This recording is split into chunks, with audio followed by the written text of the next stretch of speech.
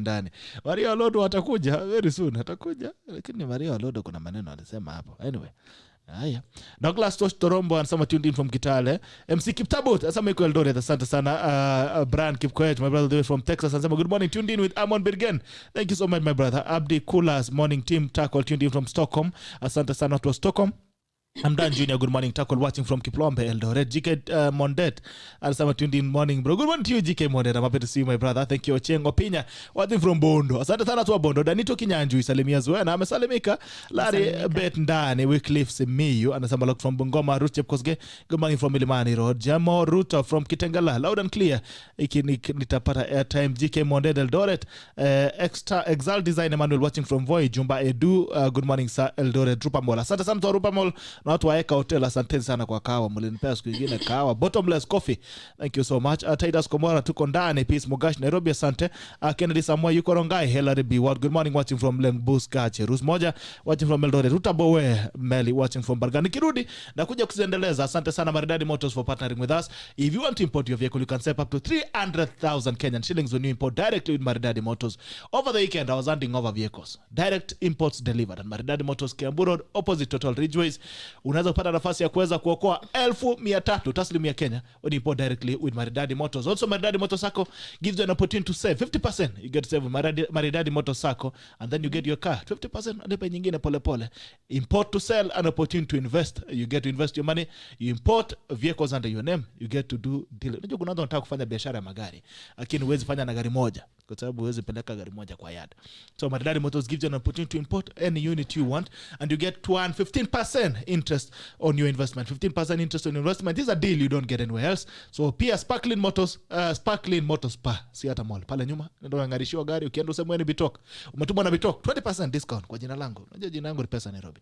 Jambo Zuena. Jambo sana Bitok, how are you? Good to see you. Good morning. Asante sana. Karibu sana kwa tako. Kwa majina naitwa Abbie Zuena, Abigail Wanjiru Gikonyo. From Nakuru County. Governor wangu ni Kenyanjui. Nataka kusalimia everybody from Nakuru who is watching. Wote umeita kina Muithaga Musimbi. Asante sana. I think I know Muithaga. Muithaga works in protocol somewhere. She works with the Speaker of the County Assembly of Nakuru. A very good friend of mine. I know. I think I met her at the time we were doing a show at Leken. Okay. Yeah, I think I met she's her a there. very active young woman from Nakuru County. We've done a lot of projects with her. Very supportive. And I'm a youth policy consultant. I started my youth work from Nakuru County for 5 years with the last governor, His Excellency Governor Kinodhi Mbugua. Akashindwa kura zikutosha. Akuja Nairobi. Akakuja kuhustle kwa status. Akuja kuhustle huko kwenye na hustle. And we thank God that Nakuru has somebody working inside that state house. And now we got our governor Kenyanjui, and I came to Nairobi. So mnabadilisha tena kama nyinyi mnapitanga moja moja. Unajua sisi tunakanga moja moja. So pia hata li kwenye yako na najua watu wake wanasikiza wakaze belt kidogo. Nikubaya. Sitasema hivyo. He's a very good worker. He's worked very well. But siasa kidogo inamchengana kidogo. You know you can't have it all. Yeah. So but I'm sure he's going to balance. And we are happy. And now I'm in Nairobi. I'm in Daughters of the Mountain. I represent Nakuru County. So Nakuru is also in the mountain. Of course it's in the mountain. Do you know 60% of inhabitants in Nakuru are Kikuyu? I'm from the Kikuyu So it's descent. about the tribe, it's about physical. The mountain itself is about yes, a community. You know, there's nothing wrong with us just no, showing I the didn't say there's tribal... anything wrong. I was just clarifying. Because, good. Yeah. I need to know if it's about the mountain itself or yes, the people who live in the mountain. It's about the mountain and the people who associate themselves with the mountain.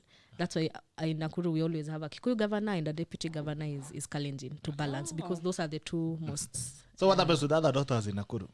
What do you mean what happens The to other them? daughters who are not from the mountain.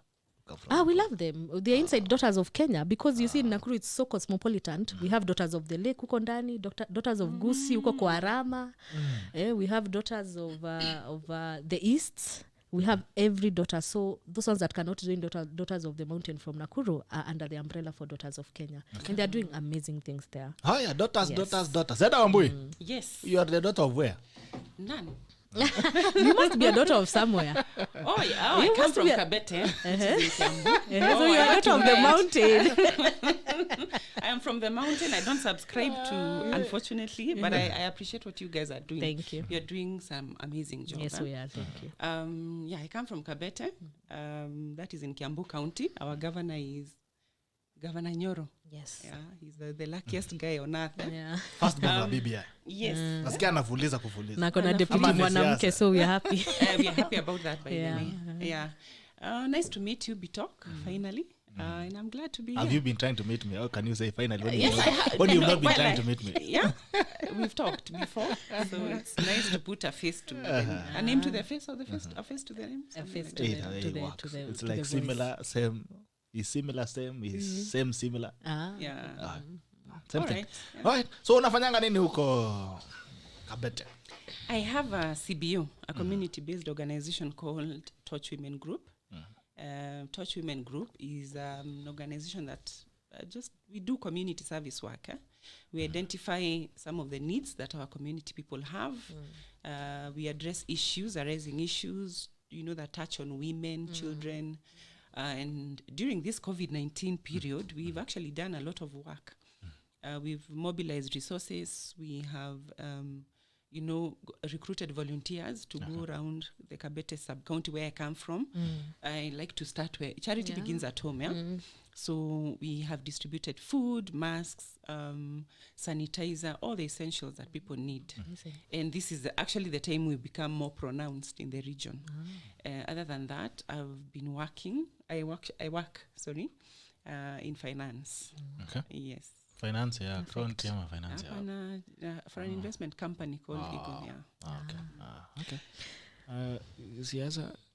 Bitok unajua tu Siasa? finance ya county. Najua siku hizi mtu akisema Ama- finance, unaona account. Yes, I'm invested, emotionally as of now, and eventually I might consider running for office because I'm really passionate about leadership. Please run for office. Yeah. We You need should. We have to see young we need people so running. many women running for this. Yeah, in fact, hata kama positions. wanaenda kuiba, waibe kama zinajua ni Hapana, vijana, wanaleta nyumbani. hatuendi kuiba, wacha kusema Kuna hivyo. kashetani kana kwanga hapo. We have already young people who have gone there. We It's thought they were going actually to be there. possible to be ethical. Yeah. It is possible. Show me ethics. You can. Show me ethics in the current parliament. Point Well, out where it You is. know, By the Bitok, way, when you say on the ethics, People Daily, on the headline of the People Daily, iko hapa, MPs under siege over graft claims. so is that an allegation or is it a fact? Has it been a proven? Why is it a fact? Because it's on Protest People letter by Daily. Uncle Distiller to National Assembly Speaker accusing members of our committee of receiving kickbacks for his firm in pending probe has opened the lead in the road that bellies the August But House. I doubt it's There's all a time they were MPs. given 10 shillings per show. So And you were there, you witnessed the giving of that money, There are so you're many saying. allegations. Yeah. thank you for coming with your bubble. But let me tell you, there are many allegations, but where there is smoke, Yes. there is fire. Yeah. There's a reason why they are accused of all these things. And the question is, I think in 2002, we had an opportunity to have young people Yeah. in parliament when Kibaki took off. Not in 207. That's when we had the kinds of Kina Babu na Mwamba. Yeah. There's a time that you saw a lot of young people getting into politics. And for a minute, we imagined that maybe the politics of the day were going to change. Look, fast forward to 2013, more young people getting into parliament, getting into political seats. 2017, even more. Including people that we knew. Man, if this guy's getting in there, man, They're this good to politics go. is going to change. And you wonder, ni kuna kapepo kana kwanga hapo agoma. But me naona people Ama nini, what's ijashika all the young people who've gotten into parliament. Kama nani amebaki? Naisula Lesuda, my friend. Mother Wangari, my MP from Gilgil constituency. These are women who are nominated in Bunge. They served under the nomination and then they went back to their electorates and asked for kura na waka elect. When they're doing amazing thing, Naisula, through Naisula's administration, women in Samburu have been able to own a title deed. My God, that is a milestone. So as much as we are looking at all these young people who have maybe failed us upon getting leadership, let us also commend the ones that are there and are doing great things. Yeah. Okay. So I hope you'll Kuria Kemani from Molo constituency also. Yes, KK. my friend, yeah. Yes, doing amazing things in Molo and we thank God for Lakini them. kuna siku alipita Sengenge. Aya. I don't know how I feel about that. What do you feel about young people in leadership, and especially parliament? When you're quiet, you're complicit. Yeah, there are very many national issues that require their attention and that require them to speak up. So the moment they keep quiet or withdraw or say I'm going to remain neutral, you're part and parcel of the problem. You might be working in your constituency but you also have an obligation, a national obligation, to ensure that you enhance your voice, you know, in the national political scene. So the moment you keep quiet, it means, you know, you're playing safe. You're playing safe. And the reason why they play safe is so that you can be re-elected. Yeah, I would rather you do what is necessary now and not worry about tomorrow. Because if you do not do what is necessary today, if you do not speak up today, if you do not take action today, now you're playing safe for tomorrow. So what if tomorrow never comes, or tomorrow comes and it looks the way now we are seeing 2022 and post is going to look like? Of what value would that be to a nation, or even to you as a leader? So for me, I feel like we need not just young leaders and not just female leaders. We need politicians to grow a backbone in this country. Parliament is as independent as the executive. When you have a situation where the executive, controls the legislative arm of government, that's a problem, because this is a democratic country. Parliamentarians have as much power as the executive, and we are the ones who ensured that is enshrined in the Constitution. So when a president, for example, says that Parliament should go on recess during a pandemic, what do you think about that? That the president is dictating what Parliament should do during a crisis. And this is a crisis that we have not seen, during which time we have not seen parliamentarians take action. We've not even seen them put the government to task to respond to tough questions, or to even, do something about this pandemic. They're just doing whatever they want, and nobody is putting them to task to account for funds, for example. So I think having politicians, leaders who are quiet, or who, I don't know, maybe they have something hanging over their heads and they're afraid of challenging the executive, I don't know, but having them keep quiet and withdraw the way we have seen them during this pandemic speaks a lot. What's the state of parliament? What's the state of parliament? What is that? State of parliament. Serikali is passing punitive tax measures. Yeah. It's overboring, as has been alleged. I don't know. Has been alleged. I elect that word, alleged. All right. There are a lot of things that are going wrong, including what Zuena is mentioning about the interference of the executive in parliament. And there's a tweet that Ledama did, and he said that the parliament is under the capture of the executive. First of all, I'm not very reliant on what Ledama says, because he will tweet one thing and then the next day you'll see him just smiling there with the executive and tossing to them and just saying I support this, and then on Twitter he says a different thing. But that's a conversation for another day. I believe as the executive, you believe the parliament is independent? Yes, in some way, and in some way they are not independent, and that is because it is one government. There is no way and there is no reality, and show me a government in this world where parliament is completely not interfering or interacting with the executive. It is impossible, because at the end of the day, look at the head of the executive is the party leader of most of these parliamentarians in Bunge. So how do we now detach a relationship of the executive and parliament? Consequently, how you view the relationship of parliament and the executive will determine how you think parliament is being interfered with by the executive. There are MPs who have intentionally made sure that how they relate to the executive benefits their constituents. I'll give another example again with even with Kirinyaga. Let's look at Kirinyaga County, where Her Excellency the Governor Anne Waiguru is, and how she has used the relationship she has with the executive is to bring a lot of development to her county. So it's how you interact with the executive and how you choose to let it benefit you. Even in Kiambu County, where Governor Nyoro is, it is through a very good working relationship with the executive that so when you say interacting with the executive, does it mean being blind to what the executive is doing wrong? No. Because there has been cases of where people are feeling victimized for criticizing the executive. Yes. There's a way you can criticize somebody that is impactful and it will bring change, and there's a way you can just say, let me go to the public and just rant and make noise and do all this public outcry. Even when you have a but there's son. no procedure in parliament. No, you have a son. You have I have a father. My father. I will not come here on radio talk, no matter how much we are arguing behind the scenes, and call him out. No, I will look for avenues. I'll either go through my mother. If I see that one is not working, I'll go through the elders. I will find other ways to talk to your father. To talk to my father. I will not come outside here, because once you attack somebody, the obvious reaction will be an attack. So even we need to start looking at, are the ways that parliament is engaging the executive constructive, or are they intentionally doing that to kind of create a public outcry and strain the relationship between them and the executive? I always believe how you approach someone and how you approach a situation is how the reaction will be back. Let me tell so you, there has to be an intentional way that we can agree even as the public that parliament and executive can call each other out in a way that does not also look like it is very disrespectful to either sides, and the impact is is okay. Okay.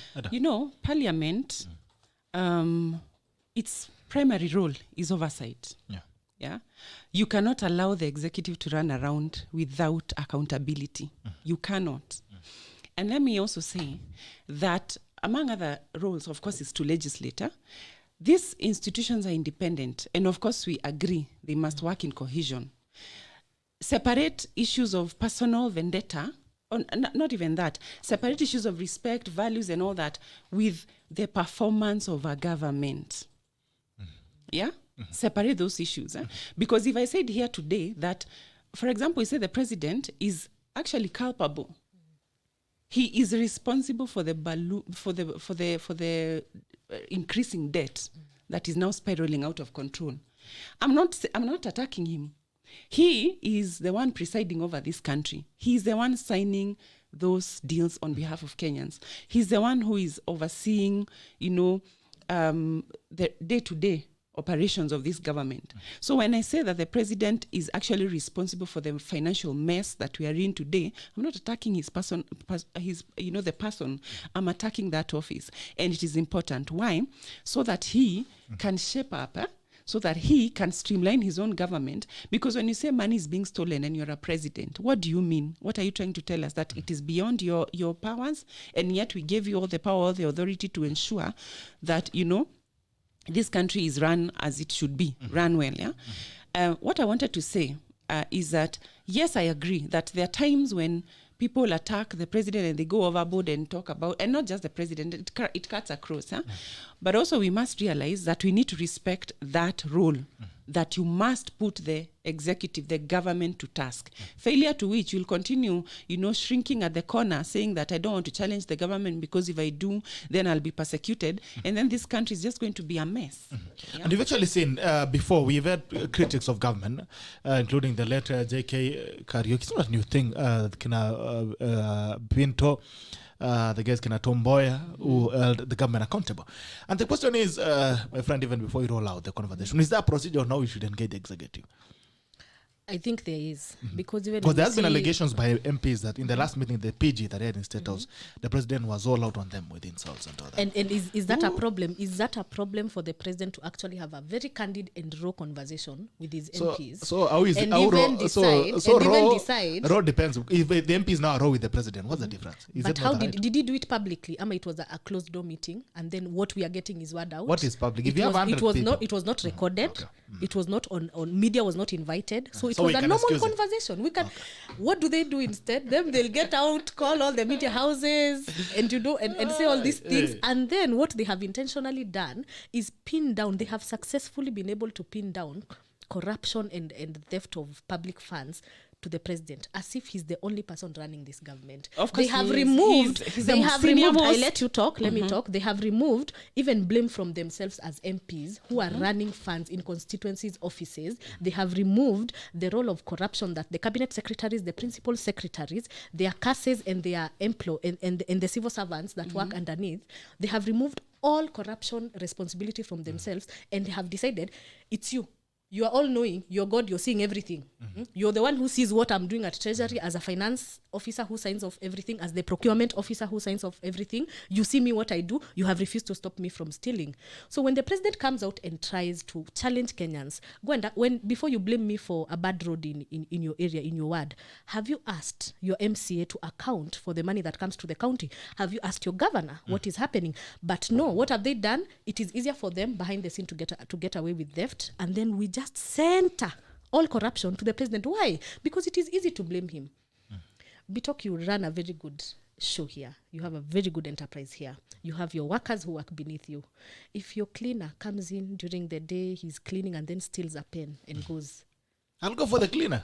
I'm not refusing. I'll not say pens are being stolen in your No, house. when one of your worker, or all the workers now start to say, everybody now comes, if I come here, I'm a guest, my bag just disappears like that. Before you even find out who has stolen, you have to call your in-house meeting. That's CCTV. Yes, or look at CCTVs and everything. But that doesn't mean So you're the one who's president stolen. should Are also- you the one who's stolen? Yeah. Are you the one who's stolen? No, but I know the people who have stolen. No, I'll go for No, them. you will go for them. Yes. But at the end of the If I day, don't go for people them, have rights. So you'll people say, have you know, rights when you in this go out there, country. when you go there, you'll say, studio bitok, kuna ibi wangu. Sijakata. Unaelewa? But hiyo So haimaanishi ni Bitoko wewe will take the umeiba, blame. haimaanishi ni wewe umeiba. You know that information That is what I'm saying. Inamaanisha ni wewe umeiba specifically Bitoko ndio umechukua bag yangu ukaiba, hapana. So let us hold all leaders accountable. kuja kulialia It huko is nje niseme, ridiculous. "Hapo kwangu studio, Hapana, kuna it is hivi wangu ridiculous. mabasi." It is ridiculous to just say the president is the sole responsibility. He has the sole responsibility of death in this country. That my MCA in Gilgil akiiba, hiyo yote iko connected na how, and I'm the one who gave them. Ni mimi nilimweka kwa hiyo kiti. It makes no sense. We need to hold all leaders accountable for the theft of this country and stop centering corruption all in one So office. should we also Just blame the because president? it is easier for it. Or we should Yes, not? I'm not saying we don't blame him. I'm just saying let us diversify all this diversify responsibility. blame. Yes, because you can't just Equal decide. distribution, equal opportunity distribution. blaming. By the time a leader is coming to say corruption, na wewe umetumia pesa gani yenye umeletewa ya kufanya maendeleo mashinani? How have you used that money? Before you start telling us, the president has done this and that, how are you accounting for the resources that have come to your office for you to do development in my area? There are institutions in this country that are tasked with holding people accountable, investigating, seeking for answers. We have the Auditor General who, audits accounts. Yes. He can, point out discrepancies. And then we have EACC that actually investigates cases of corruption. We complain all the time as Kenyans. Should actually be disbanded. I know. So once you complain, there's a channel. The president. No, I'm coming there. I'm actually tracing all the way to the president. Yeah? So tracing it. So you have these institutions. There are complaints. We've complained, like me, I've complained about institutions that, or governors, like now Kiambu County, where we are being told that they bought phones worth 1.6 million. That's ridiculous. Yeah. So we ask why. And then institutions move in. And then they determine whether there's a case, they take you to court. And then the courts either find you guilty and jail you or fine you or whatever it is that they're going to do. There's a channel of doing that. Yeah, you just can't say that Kenyans will hold people accountable for the things they do behind closed doors. These accounts, these finances are managed in those offices. In Kiambu County, for example, I'm only privy to the information I read in the papers, and then I react to that information. When I react to that information, it is the responsibility or the duty of these institutions now to move in and determine, what they're going to do. The problem is Kenyans feel that despite the many cases we have seen since 2015, imagine the number of cases, scandals we have read in the papers, and up until today, not anybody has been taken to jail, no one has been held accountable, nobody has repaid that money. There's a time I was following a case in South Africa where Zuma used misappropriated funds, and he was made to pay. The courts found him guilty, and he was pursued by parliament, and they even demanded that he pays, and they pushed him until eventually he quit the presidency. So what we are saying is we have institutions in place. Kenyans, of course, will there will be public outcry, but beyond that, then what happens? Beyond that, we expect that the institutions that are within government will be holding people accountable. Failure to which we as Kenyans will continue reacting on social media.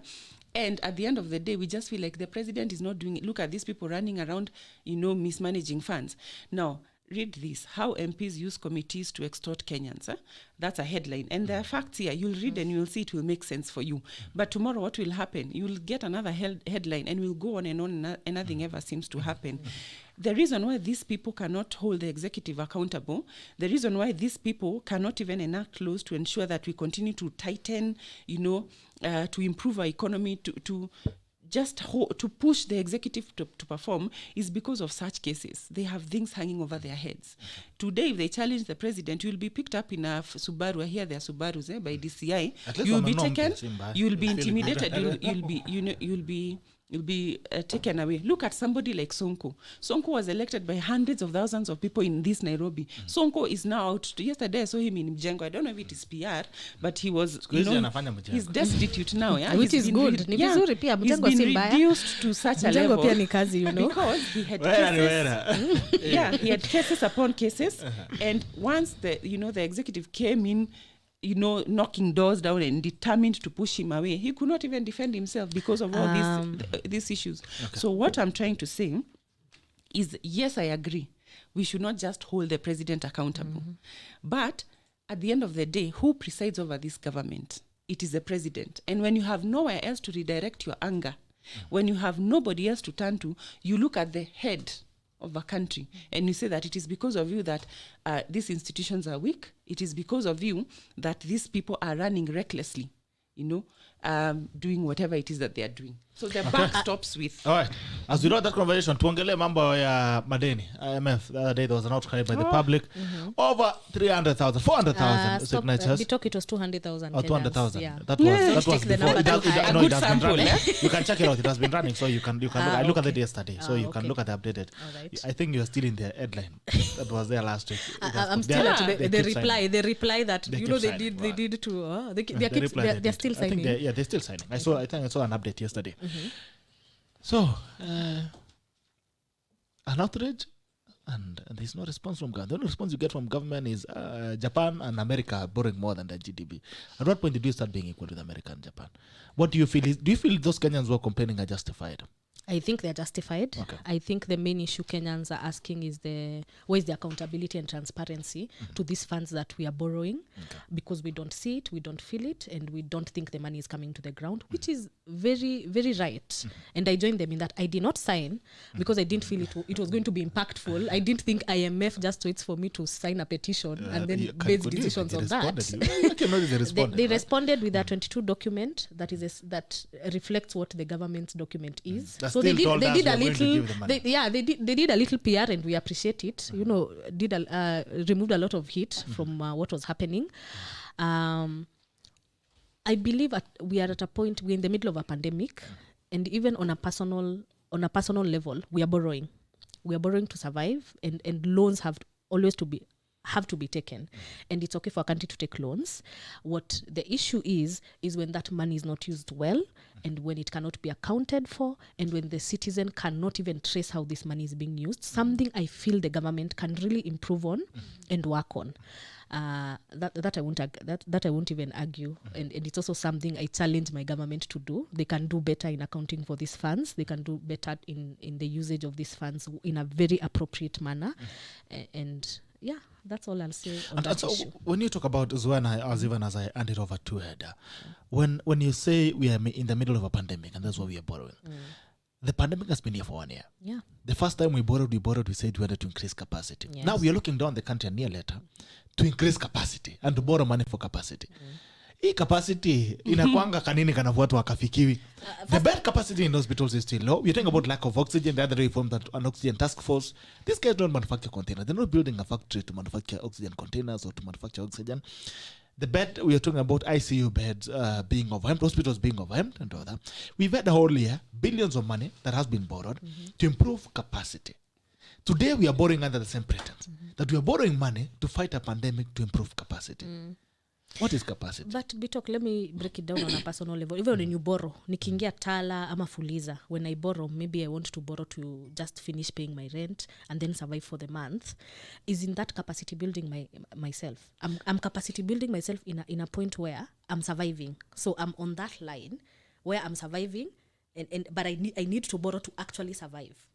So what is wrong with a country just borrowing to survive?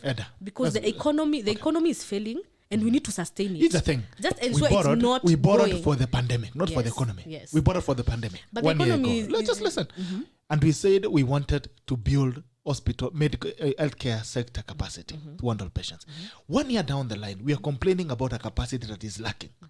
So when you talk about building capacity, was it to rent hospitals or to buy equipment or to equip hospitals?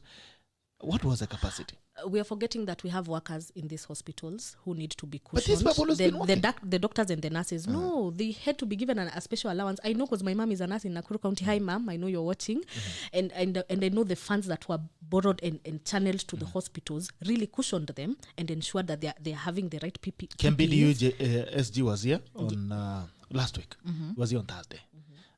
With Dr. Kithinchi of AMREF. Okay. And the issue was there are doctors who have not even been paid for 3 months. So who are these people? I don't know about that. I think it depends on a county, because in Nakuru County, Governor Lee has ensured that the doctors and nurses, by the way, even when the doctors and nurses were going on strike, Nakuru was sorted, was okay. How he did that, I don't know, but he must have used the funds that were directed to him to manage from the national government to manage health very well, because even as it stands right now, Nakuru is managing COVID cases very effectively. So I think it also depends on what this county to county. Yeah. So and I've given an example of Nakuru. So what about the hospitals that fall in the I national feel government? Kenyatta closed down the other day because it didn't have oxygen. Anyway, let's talk about the loans. Eddah. We didn't start borrowing yesterday, last year. We've been borrowing for decades. We need to, in all fairness, where do we get our funds from? Where do we get our resources as Kenyans? One is through taxation. Yeah, we collect money through taxation and investments, and our investments are not as much, so we rely heavily on taxation for revenue collection. Now, we've been borrowing to develop. We've borrowed for infrastructure development. We've borrowed to open up our country in terms of improving the road networks. Yeah, and that I laud the president for. I think that in that regard, he's done well. He's performed well. Okay. But also you need to realize that our investments, or rather our developments, are too expensive, and sometimes they feel like they're not even worth it. Or rather, they're just too expensive. They're exaggerated. That's what I feel. So the reason why this IMF loan is attracting a lot of criticism is because, first of all, you need to understand that last year we fell short of our target. We fell short of our target. We did not collect enough revenue as we had targeted. So if you're talking about a budget of 3 trillion and you've only been able to collect 700 billion, where are you getting the remaining amount of money to finance your budget? You have to borrow. Yeah. So that is why we are saying you need to borrow money, essentially. But also you need to work on improving your revenue, your revenues as a country, so that you reduce the amount of money that you need to borrow year in, year out. So last year, as I said, we did not collect enough money. And I read in a report that the target, I think, was 900 billion, and we were only able to collect about 7. I'm not sure. I'll confirm later. But we fell short of that target. So we had to borrow. And then comes the pandemic, as you're saying. And this pandemic, nobody expected it would last as long as it has lasted. Which means you have to continue sustaining the economy with, of course, reduced revenue collection through taxation. And so you have no other choice but to borrow. You see, but where am I going with this? Borrowing to, like I said, you have a 3 trillion budget. You can only collect 900 billion Kenya shillings. Where are you getting the rest of the money from? You see, the issue is not even borrowing. The issue is management of these resources. Yeah, because, for example, and I'm sorry, I shoot from the hip, because I just feel like it's about time.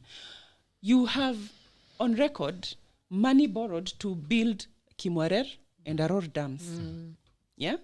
On record, it's borrowed for that purpose. Now, the funds are not there. The dams are not there. What does that mean? That the funds went to somebody's pocket. Who is held accountable? Nobody. So at the end of the day, you can't say that you're borrowing to develop, but you're not either developing up to standards or you're not developing at all. Actually, the PS now is now witness. Yes. Yeah, it's become a state witness. The approving authority is now witness. So by virtue that he's the approving authority, he has to account for. So now what I'm trying to say is, during this pandemic, COVID-19, of course, we have not felt as if the government has responded to the crisis as it should have. Like you said, what should they have done? people are losing their jobs. Our economy is not doing well, and you can confirm that with the performance of the financial markets. Our economy is not doing well. People are losing their jobs. There are even people who don't have food to eat. There are people who are being kicked out of their houses. That is how a government steps up or steps in during a pandemic to cushion people. And it's not just to say that you want to have money in the economy, you want to pay salaries. No, you want to make sure that you get these essentials right down to the very bottom level where the mwananchi is. Failure to that, you can keep singing that you're borrowing for COVID, but until people see the fruits. If there was a program that was rolled out where people were given, I think, 4,000 shillings each. Not everybody got that. And actually the most deserving did not get it. Why? Because of mismanagement. So yes, we have borrowed too much, and I feel like now we risk becoming in debt distress, and I think that we need to reevaluate. Let's talk about investments. Let's talk about creating our own wealth as opposed to just borrowing. For every 100 shillings that the government makes, 68 shillings goes into paying. Yes, 100 shillings, 68 goes. Get me that debt graph. When I come back, we'll look at it. The graph. I mean, we'll watch any comments. Benjamin, Lydia Matia, you can see you're watching interesting conversation. Thank you. Benjamin Good watching from Sydney, Australia, loud and clear. Jojo Iraki anasema leo studio ni maluku. Haya, kwa hiyo skip kema hapa anasema watching live from Baringo, County Mogodio area pamoja. Asante sana. Carbon Sara watching live from Eldoret. Thank you. Waruguru wakiae. Anasema Abigail Wanjiru Gikonyo moto. Haya, Waruguru karibu sana. Nilikupigianga kura ya urais. Juu ulifika wapi ni urais? Alikuwa number 5 by the way. Nipigia number 5. She did so well. Tukawe kitu yenye alipata naye. Akona kitu ati. Tugawane. Haya. Jagi got the lady in red amelipwa na executive. These are the kind of young people who should never be allowed to ascend to power. We are suffering out here. Psychopath mentality bure kabisa. Oh my God. Haya. Hapa sasa ndio inakuanga moto. Hapa unapatana na wananchi live. Hapo. So kina umananga za zingine kuna kwa kuzuri. Haya. Carol Chenga, good morning watching from Annex. Likisara Jeborio, good morning, let me listen before I critic. Haya. John Kibor watching from Johor, asante sana John Kibor, mkulima nambari 1. Clifford Mutwiri Mukamba, and some of the lady in red akona kizungu mingi. Sasa leta akatoa. She isn't to be an apologist. This kind of mentality doesn't go far. Mutwiri Mukamba. Purity wa Angina is the president, the back stops with him. Dennis Nyambane watching from Mombasa. San Darlington Karaoke, I support the president, but he's just talk and no action. Sandra Njogi, the lady is reasoning like people blame the person. People blame the person who holds ultimate responsibility. When we gave him the vote, the sole responsibility was protecting our taxes.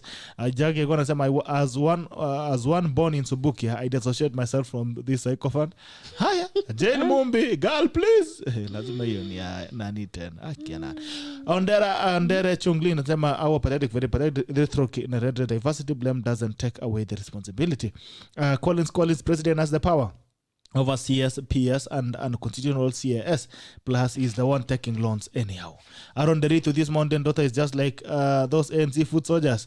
And else say you Bowen, Arab Bowen, as was the instruments of power. This is the most corrupt leadership ever witnessed in the country. From the I office down to the ward level, development corruption. Ask Mebur, come on Wambui, the backstops at the president desk. Sandra Kimani, the president is the one who hires the CSs and PSs. So when he is appointed, official fails, we point a finger we point a finger at the appointing authority. It's responsible for someone to tell us the president Uhuru should not be accused or held to blame. Really watching live from Malindi. Good to see you. Thank you.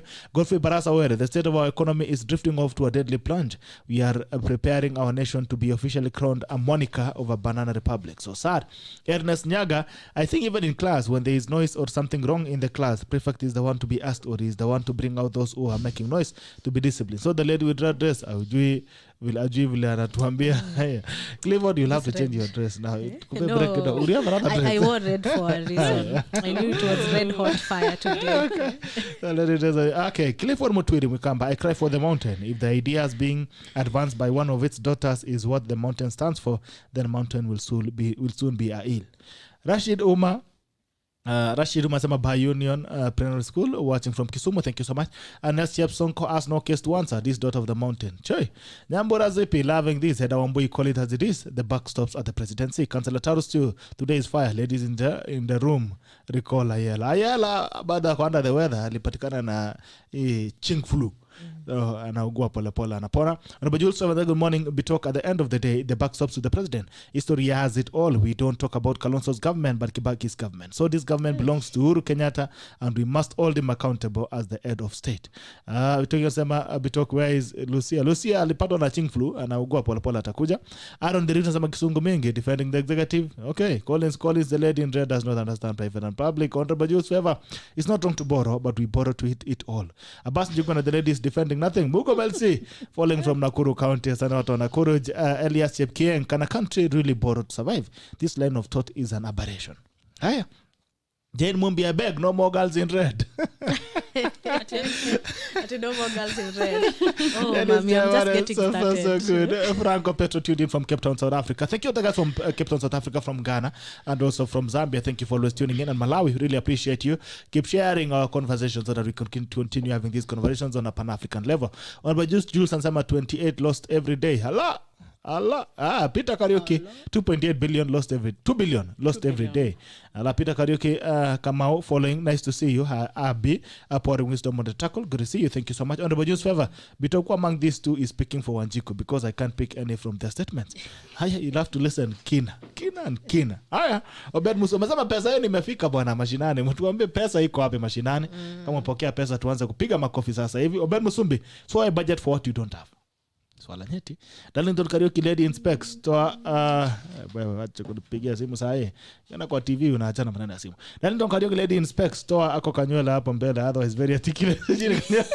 Thank you.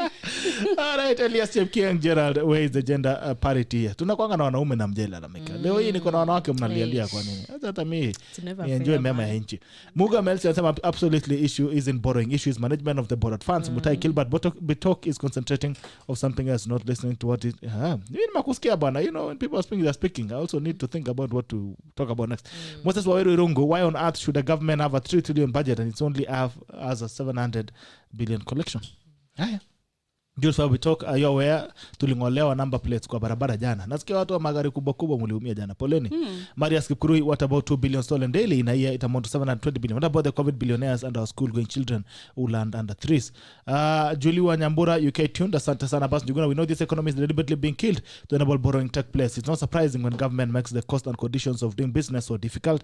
Chege Maniral Salimie Habi Akotop watching from Doha, Qatar. Geoffrey Odiambo, good morning, my brother. That is true. Those are people who are spoiling this country. They're just looking for opportunities to squander. I really sympathize with that lady. Keja Graphics, for how long will he be borrowing because of the budget? Jules Favor, Abbie will be roasted. She is my friend though. Fidel Keta said the lady in glasses is very much factual. I don't talk about the one in the red. Let her continue saying hi to her mother. Robert Kiptum, good morning Bitok and the team tackle. Kenya ni nchi omba tu. Tomo Wino, with due respect, the show today is pathetic just for lack of the budgets are andika pole bwana. Hasira ni ya nini? We are collecting around 1 trillion and not 700 billion or 900 billion. I keep hearing from your panelists. Let me not waste my time. Go and save your time and tengeneza upake rangi nchi. Okelo Jimmy anasema hello from Uganda. Go to see Geoffrey Odiambo. We need a government. Our new president in 2022 will jail these people. I wish it was me. They could see it. Glenn, should we be proud to be a tax economy? Kathleen Kate, good morning all. I think our country is going Chris' way. I would like to know if the president is listening to Kenyans and change his way of governance because we are tired of dissolution. Debate encouraging issues, people are stressed. Hi, Julius Wanyambura sama Bitok it's MC Julius Wanyamakima. Asante sana MC Julius Wanyamakima. Tony Richards, tell Abbie to be in touch. All right. Wewe wachana na mama yetu. Tutakutana haya. Asante sana. Do you have the debt graph now? Guys, I'm going to show you how the loans have been, the loan graph has been going. You'll turn the screen. Just before that, can I respond to this? That issue of not how much we raised last year. And this is from the Treasury. Revenue collection in the first 6 months to December last year fell short of 907 billion target by 100%. 1.6 billion, underlining the challenges of the COVID-19. So I'm talking about last year, how much money was collected last year. And the shortage that we have. Yes. Okay, mambo ya Nakuru. Wilson Chewasema, nurses in Nakuru County were not paid during the strike period. The lady in red is lying in camera. Cecilia Wambui watching from Abbie Zuena from Thika. Karanja Kishungu, kijana, call me please later. Mimi si kijana, mimi ni mzee. Haya, sadio graph, tuangalie. Nurses were paid. My mom is a nurse, but I cannot be corrected on that one. Okay, at least that is a fact. That one is a fact I know. Haya, hivyo ndio hali ya madeni ilivyo Kenya. That's how the graph has been. We are now 7.2 trillion. Unaona Chris Okemo hapo, aliomba pesa ngapi? Chris Obure, aliomba pesa ngapi? Na David Muraria, Amos Kimunya, John Mishuki, Uhuru Kenyatta, Njeru Gitae, Andrew Rotich, and we have Kuria Tane. How does this make you guys feel? When I see that how much we are borrowing, a question pops up in my head. How much are we giving to our country in terms of taxes, as Eddah has, challenged us? Because if we are not paying taxes, these are guys who operate in the same country. I'm not refusing. I'm not refusing, but look at Kibaki. Look at where Kibaki picked from and his ministers. He was inheriting a country from Moi, which has been planned for 24 years, and the economy was bad at that time. Now Uhuru Kenyatta was inheriting a country from Kibaki, which was developed. Taxes were low. The tax brackets were wide enough.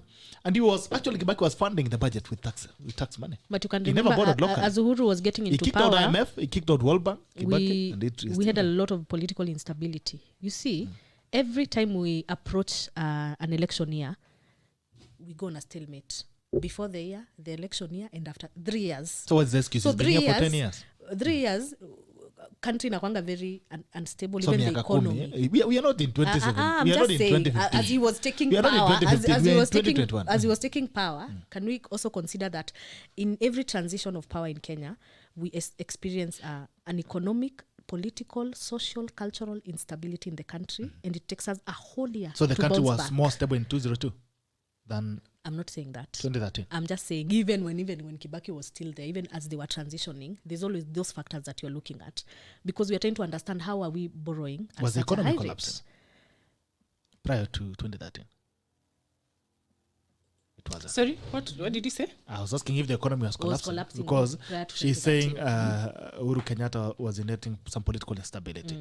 And the question is, why was the economy collapsing before Uhuru Kenyatta? We were not doing well, Gerald. We really were not. For him to go and now later come back and do the handshake, and you remember, like, after the You're talking about 2017. 2013 or 2018? No, I'm saying 2017 rather. No, he's saying 2013 after the election when Uhuru and Ruto got into power. I'm talking about since they took from 2013. From Kibaki. 2013, yes. From Kibaki. Because when you look at the graph, I don't know if you've really paid a lot of attention on the graph. I just want you to take note of how the graph is, the graph is running. Now, this is what I would expect. Kibaki taking over a country from Moi, which was seen to have collapsed at that time. Yes. Right? That was the conversion. When Yes. Moi was leaving, the country could barely survive. Now Kibaki took it over.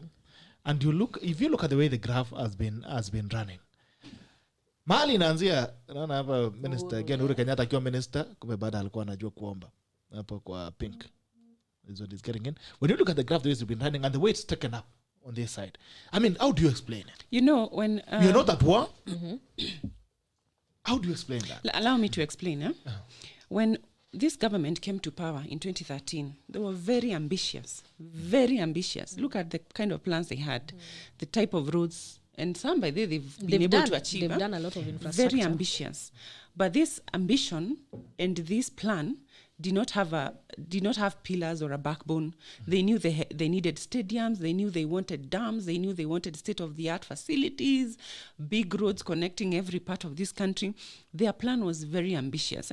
And by the way, if you look at it somehow, when you make such plans, of course, you expect that these plans will bring some sort of benefits to the country. Say, you expand the road networks, you expect that since now the country has been opened up, there's accessibility, then in return we'll have industries coming up, popping up in every part of the country, and then that will push, our numbers high, the GDP will grow. So their plan was to expand the country's road network and then do other things, dams. There's even Galana Kulalu in Turkana, which costed us billions. Galana Kulalu is in Turkana. It's not in Turkana. Yeah. Turkana? It's the biggest, Yeah. most... The Galana. It's the biggest... Kulalu. It's in Tana River. It's not in... Yeah, it's the biggest agricultural project that this government, came up with. Now, a lot of money was injected into that. Look at it today. How much food have we been able to harvest from that? Eh? What are the returns we are getting from Galana Kulalu? In fact, the Israeli company that was working on it said that they've been frustrated. Money has not been flowing as expected, and now they expect to close, or I don't know. They were just complaining and saying that things have not worked out the way they expected them to work. Now, those plans were good, but the implementation part of it was not done well at all. In fact, there I'd give them 0. Because you borrow money to boost agriculture, and then once the money has come, you disburse this money and not follow it up. And even when you're following it up, you're not strict about it. You're not serious about it. So people go and do whatever they want to do with that money. That is number one. Yeah? Sorry, yeah. So if you look at the projects that they had, the promises that they made in their manifesto, and you're I'm sure, based on having worked with them during that time, you can tell that these were plans that were going to cost us a lot of money that we don't have. So they needed to borrow, and that's why you're seeing in that graph the blue, during that this period, month 190 to 226, you can see that there's a spike there, because that was the time which they borrowed a lot in their first term and part of the second term to develop. Now, we have not developed as expected, and the money we don't have any returns on these investments as of yet. Maybe in the next few years we will, but not now. Suluhu, the current Tanzania president, flew to Uganda just the other day because they want to work on a plan on oil exploration. I don't know if it's oil exploration. Actually, they're building a pipeline that was supposed to go through Kenya. They've started thinking about. I don't want to say that they want to alienate Kenya from the plan, but you can see that Tanzania is warming up to Uganda and other countries as opposed to Kenya. Now, this SGR, we built it from Mombasa. If it came, Kisumu, and then goes up all the way to Uganda, and I think South Sudan or Rwanda, I'm not sure. I think Rwanda. Now, if Uganda and Tanzania decide to go and work on their plans, even Rwanda is, I think, considering getting into a plan with Uganda for their own SGR. So it means you've invested all this money in SGR that goes from Mombasa all the way to Kisumu and nowhere else past that. Look at Lapset. So some of these projects they were well thought out, and they had good faith when they were planning them and they were coming up with them. But they did not think beyond, or maybe they did, but their implementation has not been good. So we've borrowed heavily to invest in infrastructure, which I think for me is commendable. The only problem we have is, are we going to realize any fruition? Are we going to realize any returns on these investments? And that is the spike. That is what would explain. Now, in between there, we've lost most of this money to corruption and all these other things. But the idea is good, I think. I'd say that the idea is good. The implementation is pathetic. Just also to explain maybe why even we've borrowed so heavily, even apart from the political transitioning to the now from the Kibaki government to the Uhuru Ruto government, and also the dream of realizing devolution and ensuring devolution is working is not a cheap experiment. It's not a cheap transition, because we have 47 county governments, we have governors, we have their salaries, we have all their structures all the way down to the ward level, and we were in a journey of ensuring that devolution is working and ensuring that all these governors, all these MCAs are understanding what devolution really means, integrating it into their system, moving from that mindset of national and central government to now county government are handling things like health. How was that transitioning from national government to county government? And even though health is still struggling, we have to admit that it is doing a lot more better than it was doing when it was in Actually, national government. What's that health? The doctors disagree with you. The doctors disagree they with do, you but very seriously. it's a transition. It's going to take. I think now something you we've done mentioned. 10 years, and I think we're going to do better in terms of health because some governors are actually making it work. We have Kivuda Kibwana, we have Lee from Nakuru County. The UHC. Yes, UHC. we are doing good. Okay. We just need to There's understand something you mentioned how as well about you're saying that Uhuru Kenyatta, and that's an excuse that he gave when he said that the reason why I've been struggling to run the country and to ensure that we build the economy is because I've inherited a government. Kibaki had a leaner government because he was running without devolution, but now Uhuru was saying I'm inheriting a constitution that has provided for devolution, and so the burden has been heavy. That's why he's not been able to develop the country as he envisioned. But the question, the same Uhuru Kenyatta wants to expand. Now he wants to make it worse than he inherited it. I mean, the conversation should have been, okay, I felt it. I felt how painful. I don't think Uhuru is the one who wants to expand. Ooh, I think who wants it? even through BBI, there was public participation, Gerald, and guys Where were was it asked born? The questions. question To is, expand what? where was BBI guys born? walienda. Nana leta idea BBI. Walienda. It started, I of course, with Uhuru. cannot think there's a Kenyan who Yes, said of let's course, expand executive. we started with Uhuru and Raila. And a secretariat was formed, and they were sent to the public, and they were asked, what makes you, one of the questions, I remember I attended a public forum in Nakuru, Gilgil to be specific, and one of the questions that was being asked is, what makes you feel detached from your government? What makes you feel when you look at the government, you're like, hii ni government ya hawa na hawa. And they said, we don't see one of our own there. We do not feel like we are represented. And especially in cosmopolitan counties, that was a key issue they were raising. And hence, as all these views were being collected, how do we then ensure that all the tribes of this country, everybody, ukiangalia executive unafeel, iko mtu wetu pale. And that is why now the expansion of the executive came in. Okay. And it had to be accommodated because we can't have so many Kenyans feeling outside the government, and there's a way we can ensure that their feelings and their agendas and their interests are being catered for in the government moving forward. Hence the expansion of the executive. Yeah. So it was a culmination, and it was a ran the same government that he has. Would he do it efficiently? Would he run it again?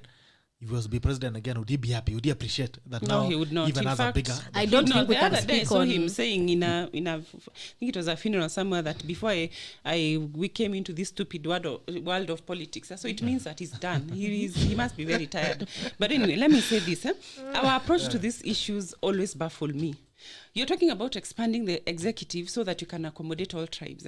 What do we do when we start aligning? But we have 45 tribes. Listen, what do we do when we start aligning ourselves politically during the election? What do you experience? Mudavadi from Luya, Kalonzo from Cumberland, Nanok from Turkana.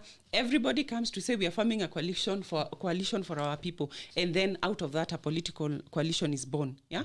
Now, the government part. Yeah. So you want to document this for what purpose? At now you want to, because you see, devolution was meant to address the issue you're raising about all communities feeling as if, they are managing their own affairs, they are well represented. That is what devolution was meant to achieve on a social level. Nationally, you're talking about and by there expanding this executive is just adding a prime minister position and 2 deputy prime minister positions. It is the same as what we've been experiencing when we are aligning ourselves politically during any general election, whereby you say, and now you saw with Mudavadi, Kalonzo, and Gideon Moi, they formed something called United Kenya Alliance. One Kenya Alliance.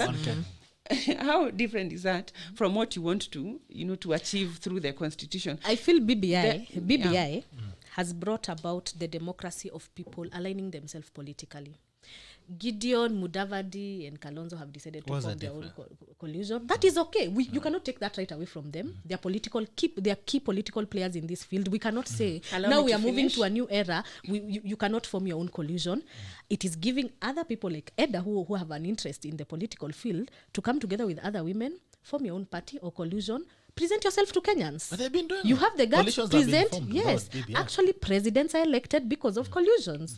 I mean, Uhuru Kenyatta was elected because 12 parties came together and decided, we'll front you. So there is nothing wrong with forming So partnership what and would be the political difference when we coalitions. have BBI? The difference will now, at least you are sure you're giving them positions. But they, actually, courtesy of this partnership and collusions, we got women governors elected. So me, I'm seeing now, moving forward to 2022, I'm seeing women coming up, presenting themselves for this deputy president position and deciding, as much as you're forming all these collusions, where is our space? Where are our spaces? Allow me to say this. If we are going to have any national discussion in this country, it should be about strengthening our economy, not about parties and positions. I don't think we can strengthen our economy Because- without having political goodwill. That will never work. What in Kenya. you know, what we do, we like pampering. Yeah, we like pampering, massaging our egos. You know, we share that feeling of, oh, me, I feel I'm left out. Oh, but the real issues, we run around the real issues and not address them, and try to get other things and decorations here and there, just running around the issues, not really addressing them.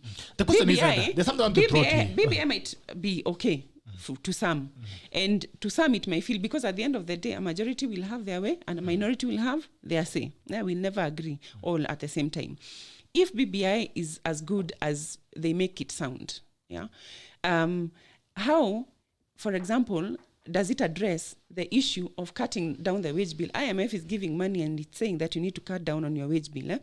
Yet this BBI is coming. Your leaders are telling you we are going to increase positions in this country so that you can all be accommodated and we can be represented well.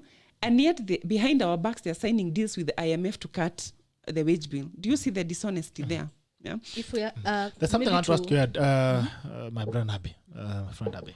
Now, I want us to look at the scene, the political scene as it is, because now you're already in BBI. Now we also want to know about its fate. Let's look at the political scene as it is.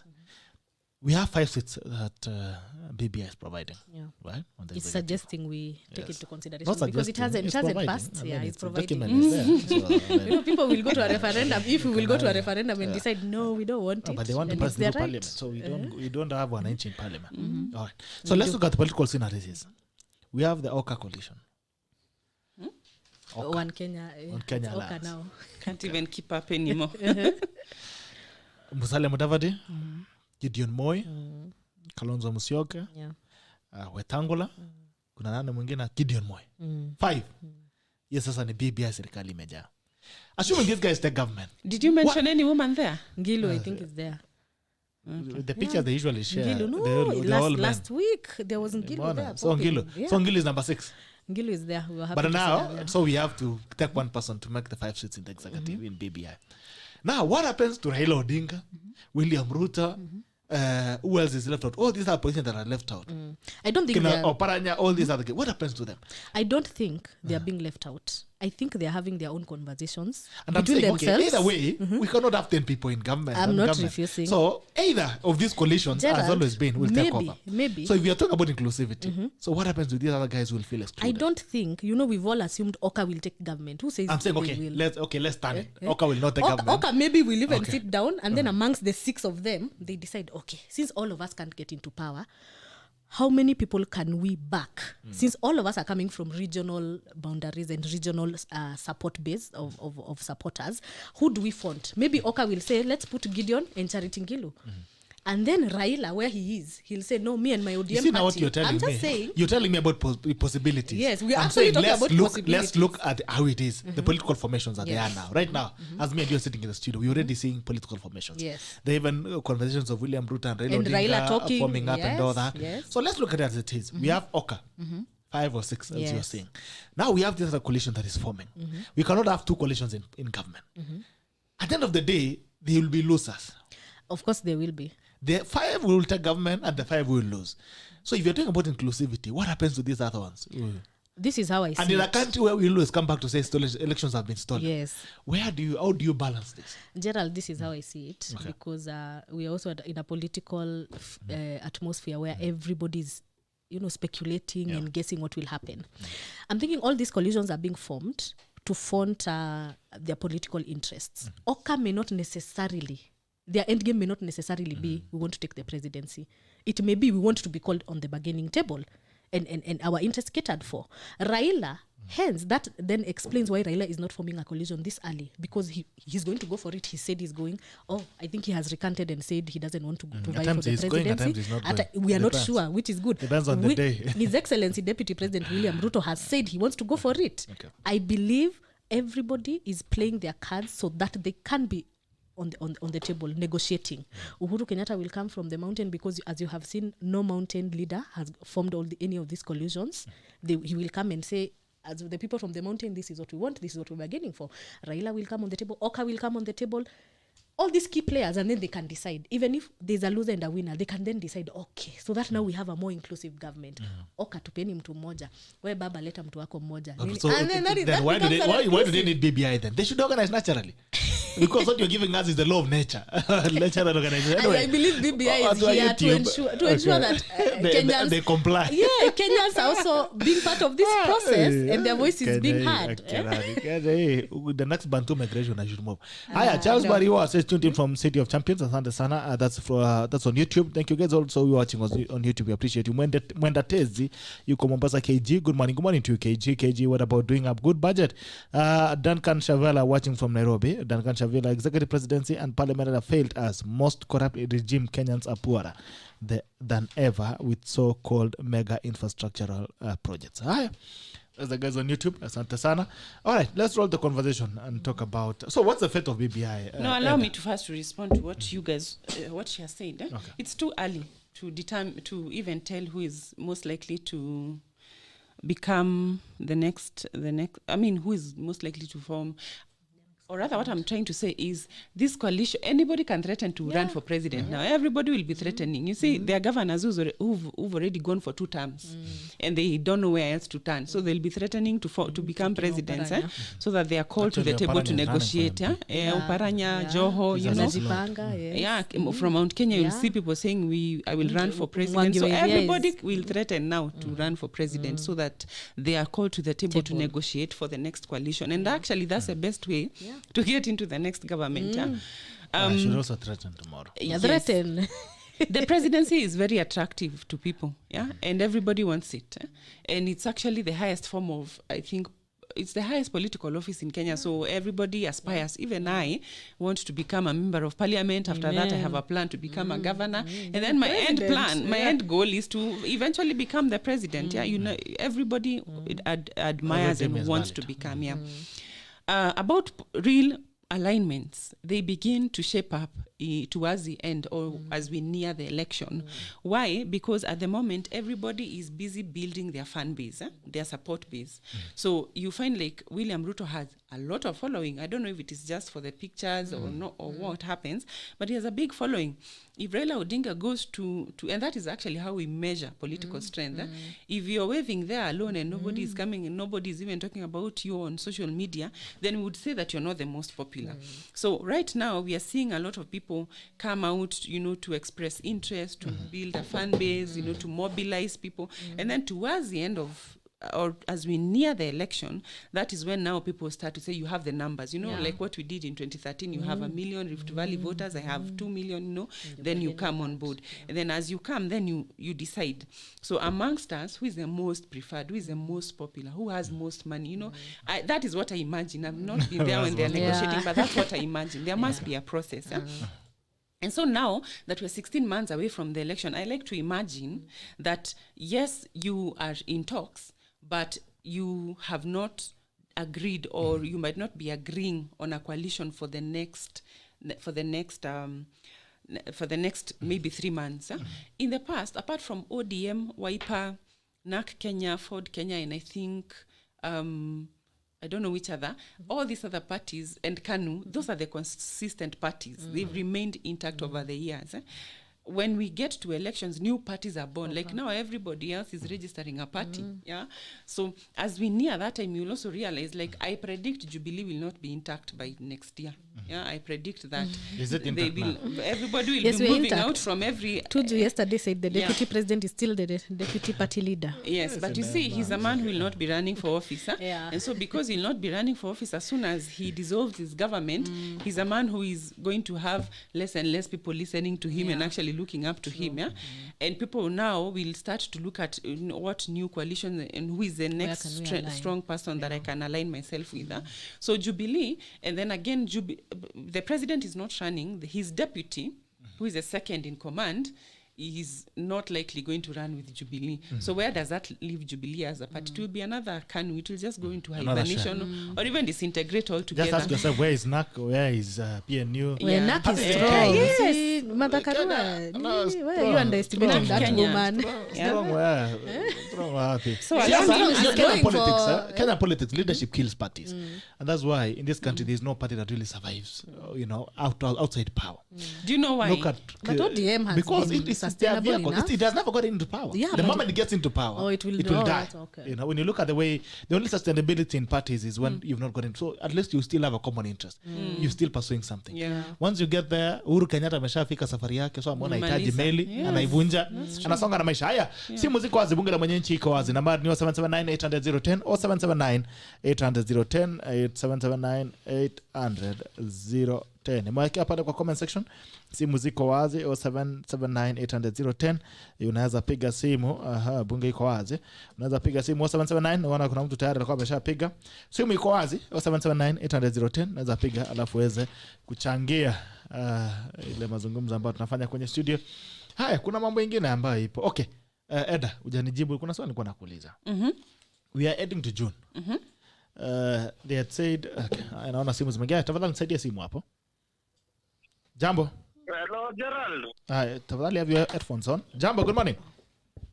Good morning to you. How are you, Gerald? Fine, thank you. So, who am I speaking to? You are speaking to Chief Konyi from Kilimani. Jambo, kaka. Habari ya masiku. Nashukuru dadi. So, sir, Hey. I was listening to you people. You are listening or you're still listening? And I'm still listening. Okay. But the panelists are a bit lying to us that health is working well under devolution. Uh-huh. Where, in which earth are they or which Kenya are they? We have very many hospitals, level 2s and level 1s, where we don't even have drugs. Yeah. Essential drugs, people go to hospital, you get a prescription, you just have to go back to your pocket and get drugs. Okay. We are not talking from the sphere or mass. Come here to Nairobi, we have more than 100 and something dispensaries. Majority of them do not have drugs. Then somebody is claiming that health is thriving under devolution. Number 2, there's this thing of coalitions. They are talking about negotiated democracy, that the One Kenya Alliance will give a candidate or two, and then ODM gives theirs, and then William Ruto gives his, and then they have home government. That's the negotiated democracy, which is not given part of our democracy. We have to vote and we have to compete. And the loser has to take nothing and the winner has to take everything all. Thank you very much, Gerald. Asante. Wakenya wapembelezi punda kwa mteremko. Nasema the winner has to take it all and the loser has to lose it all. Naona kuna jamaa pia amepotea hapo kwenye simu. So I mean, that's the question is, and I'll keep disturbing because sasa ni wakati wa bunge, so I'll keep disturbing your thoughts. Now, we talked about June and the midwives of BBI were saying whether we kidney or ndikne, we are going to have a referendum by June. We are getting to June. There seems to be a lot of disagreements within the BBI secretariat. The other time we heard that it has been closed down and taken to Kibicho's office and Minister of Interior. Okay. There seems to be a lot of push and pull even in Parliament on whether they should debate it or they should not debate. They should wait for the bill or they should, all these other confusions that have been running. So there seems like the ship has hit an iceberg. And the question is, as we near to June, which is a month away, what's the fate of BBI? Personally, I think it's the discussion over time has slowed down. The fire seems to be burning out amongst the proponents. I don't know why. And I agree with you. I think there's a disagreement between them. I'm not sure. But given the slowed down activities over time, you can tell that something is not sitting well with someone somewhere. I read that Parliament, there was a joint committee, a joint justice and legal committee by the Senate and National Assembly. And the committee was part of the work that they were supposed to do is to collect information from the public and then review and advise Parliament ahead of the debate. Now, there are people like the majority leader, Amos Kimunya rather, who is pushing that this thing goes to debate, we must pass it, we need to ensure that we pass it by, I don't know, the target was April 1st. Yeah.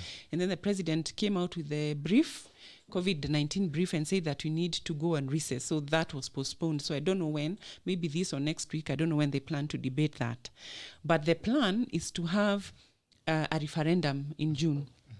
Now, I've always been asking since this BBI debate began, why are we rushing things so much? If really it is about inclusion, it does not mean that we have to have BBI before this election. It means that we can continue having this discussion, improving this discussion until such a time when we know that we've done everything by the book, everything has been done procedurally, and we are okay, everybody has been heard. These laws have been amended. Some of part of the bill that we are not agreeing with, we need to collect more information. We need to research and put our heads together and ensure that we're on the same page. And then now move to the referendum. Because as of now, there are people in certain parts of this country who've actually never read. They don't even know what BBI is all about. Because there needs to be education, there needs to be progressive like interaction with the document, with the ideas before we rush people into a referendum. Now we pushed and rushed the discussion. Tusikia watu wabunge. Pole, usikate mawazo. Jambo.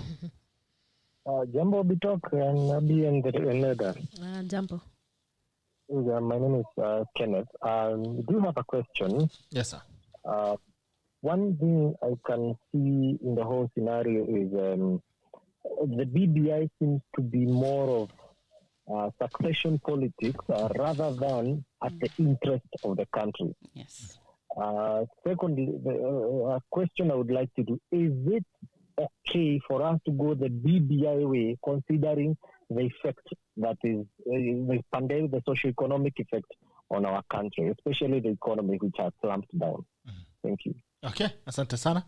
Thank you so much for that. All right. Okay, I hope you guys are taking notes from the callers. So, hi, your thoughts. I disturb your thoughts, then you will give it to. So saying that I've always felt as if we are rushing this discussion. So we rush into saying, we've come up with a committee, they'll put together a document and they'll present it to us and we'll look at it and throw it back to Kenyans for their views. That happens really fast, rushed, mbio. And then it comes to Kenyans, they're collecting information. They collect, of course, you're not going to reach everybody and you're not going to ask for views from everyone. You'll need a sample size. They collect that quite fast, and then move back to, putting together the document and what now is going to be presented to the public. And then it is rushed. Even the event itself is rushed. And then kidogo, we are being told now we are collecting signatures to decide whether Kenyans want this thing or not. And then in a few days, was it 5 million or even more votes, signatures are collected. Million, they are collected. They are verified in a minute. You're told, these signatures have been verified and we are comfortable, we are satisfied, we can now move this thing forward. It's taken to Parliament. Parliamentarians are raising very valid issues, concerns. They're saying, for example, yes, we agree that there was public participation when you were putting together the document. But when it comes to Parliament, nothing here happens without public participation. So we must throw it back again to the citizens to hear what they have to say. And that becomes the work of the joint committee, Senate and National Assembly. Right now, they are saying they've not been able to fully review those concerns. And they're asking for more time. And then Amos Kimunya and other people are saying, no, we must make sure we go we have a referendum by June. And then now we are rushing into having that referendum, and then God knows what else will happen. My feeling is you cannot rule out BBI because I'm part of the minority, maybe. But there is a majority that says we feel like it's a democracy. So if people say they want to be represented at the executive level, whether you like it or not, and they're the majority, they'll have their way. Yeah. You'll have your say, but they'll have their way. So my concern is, whereas we don't know which Kenyans, majority of these Kenyans are, but maybe over time we verify the signatures, we talk, we interact, we get to know who they are, and they have their way. So what I'm trying to say is part of the recommendations I do not entirely agree with. There are some that I don't even have room in my heart and in my head to accommodate. I have completely refused because I feel like they are not necessary as of now. So this issue of BBI, personally, my stand has always been I'm against it. I'm against it. I know it's not popular. I know you're called names. You're told, oh, you're not progressive and all those things. But having witnessed what we have witnessed with this government in the last 5 years, I have no more room to create positions and to start accommodating people, for their own interests. Until I have seen and I have felt and I've proven that for sure, this BBI is going to benefit me directly. And I'm a working class. Yeah, and I'm feeling like that. Imagine the masses who are, in elsewhere, and people who do not have jobs. Okay. And I'm feeling like that, And I'm an aspiring candidate, by the way. This thing, even someone was telling me, utapigwa kisiasa, hakuna kitu utaona. But I think at the end of the day, this is the sacrifice we have to make, that you have to take a stand. Because unless you do, and you move with the masses, yes, I'll be elected. I've been elected. I'm inheriting a government that is heavily indebted. You're saying 7.2 million here, trillion. By June 2022, it will have jumped to 8 million because we still have a plan to borrow one more trillion. And guess what, Bitok? That moves very close to our 9 trillion debt ceiling. Then what do you think will happen? We will be told as parliamentarians, you need to increase this debt ceiling. And because you don't have a choice, because you're a parliamentarian and you're seeing that the economy is at the brink of collapsing, and the only solution you can predecessors made, and I could not take a stand because I was eyeing, that position. So for me personally, No, thank you. You asked a question. You asked what's the state of BBI, and June is the fate. Yeah, the fate of BBI. The shape seems to have it. Yeah. No, my event is turning to leave. No, and that is the spirit of BBI, having all these discussions, and it would be so weird if everything was moving so smoothly. It would mean people somewhere seated together, connived, and decided tunaenda hii direction. So it's good. There's a lot of disagreement, and there's a storming stage of BBI now progressing to the referendum. And Kenyans raised a lot of concern and said a referendum is not a priority right now, that the government needs to channel its efforts towards cushioning Kenyans in the middle of this pandemic economically and so forth. So it would sit very well if a referendum did not happen in June. And that is okay, because it shows that the government is listening, and people need to continue having this conversation of BBI. Government is listening, or BBI is not moving? No, government is listening. Why would you take it BBI is not moving? Because I think the issue that we're having right now is the fights that are in between. And even it's okay. within parliament and all that. So is it that the government is saying, no, guys, we have heard you, and we're not going to have a referendum? No. We'll be so happy. I believe it's government, it will mean now the government is listening. allowing everything to take course. Okay. Let the fights happen as it's supposed to happen. Kimunya? When is the last time you listened to Kimunya? Kimunya says a lot of things, and even him is fighting. He's facing a lot of fights. People want that seat. We've seen Ngonjiri, the MP of Nyeri, raising his concern and saying. So they sometimes put words in his mouth. There's a lot of things happening regarding his leadership. Have you listened to him? Yes, I have. What did he say? Do you agree with what he said? I believe I don't agree with what he says. Wait. What did he say? They say that thing must be passed whether we have by June. Yes. And you see, that is his opinion, and people, even from the people that support him and the MPs that are aligned to the president and to BBI, are questioning that and saying, wait, no, let due processes take course. And that is like I was saying, the true spirit of BBI, allowing people to air out their views and opinions, and letting the discourse and the disagreements happen as we now reach to a place where majority agree on a lot of issues. Okay. And I think we are heading there. Whether or not the referendum happens in June is something we have to wait and see. And even if it doesn't happen, it doesn't mean BBI is stopping or slowing down. It's meaning BBI is allowing processes to take precedent, and it's allowing people to actually engage in this conversation of the referendum in a very respectable manner. Okay, very respectable indeed. Good morning. Good morning, Mr. Gerald. How are you?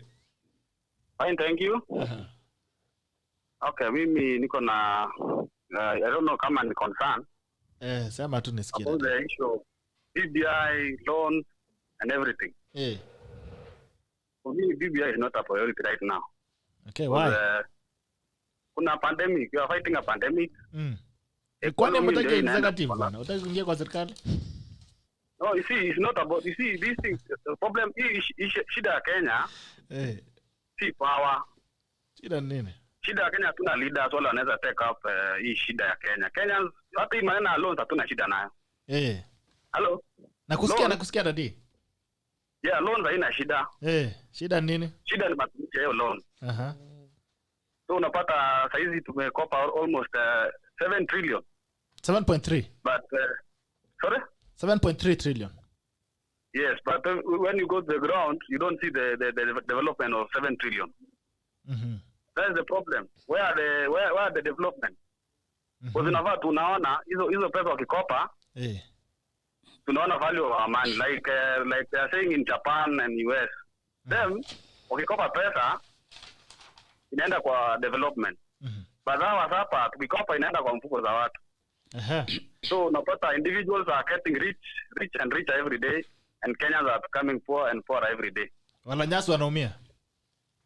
Sorry? Walanyasi wanaumia. Yes, kwa sababu hiyo pesa hazionekani kwa ground bana. As reflect. Poleni sana.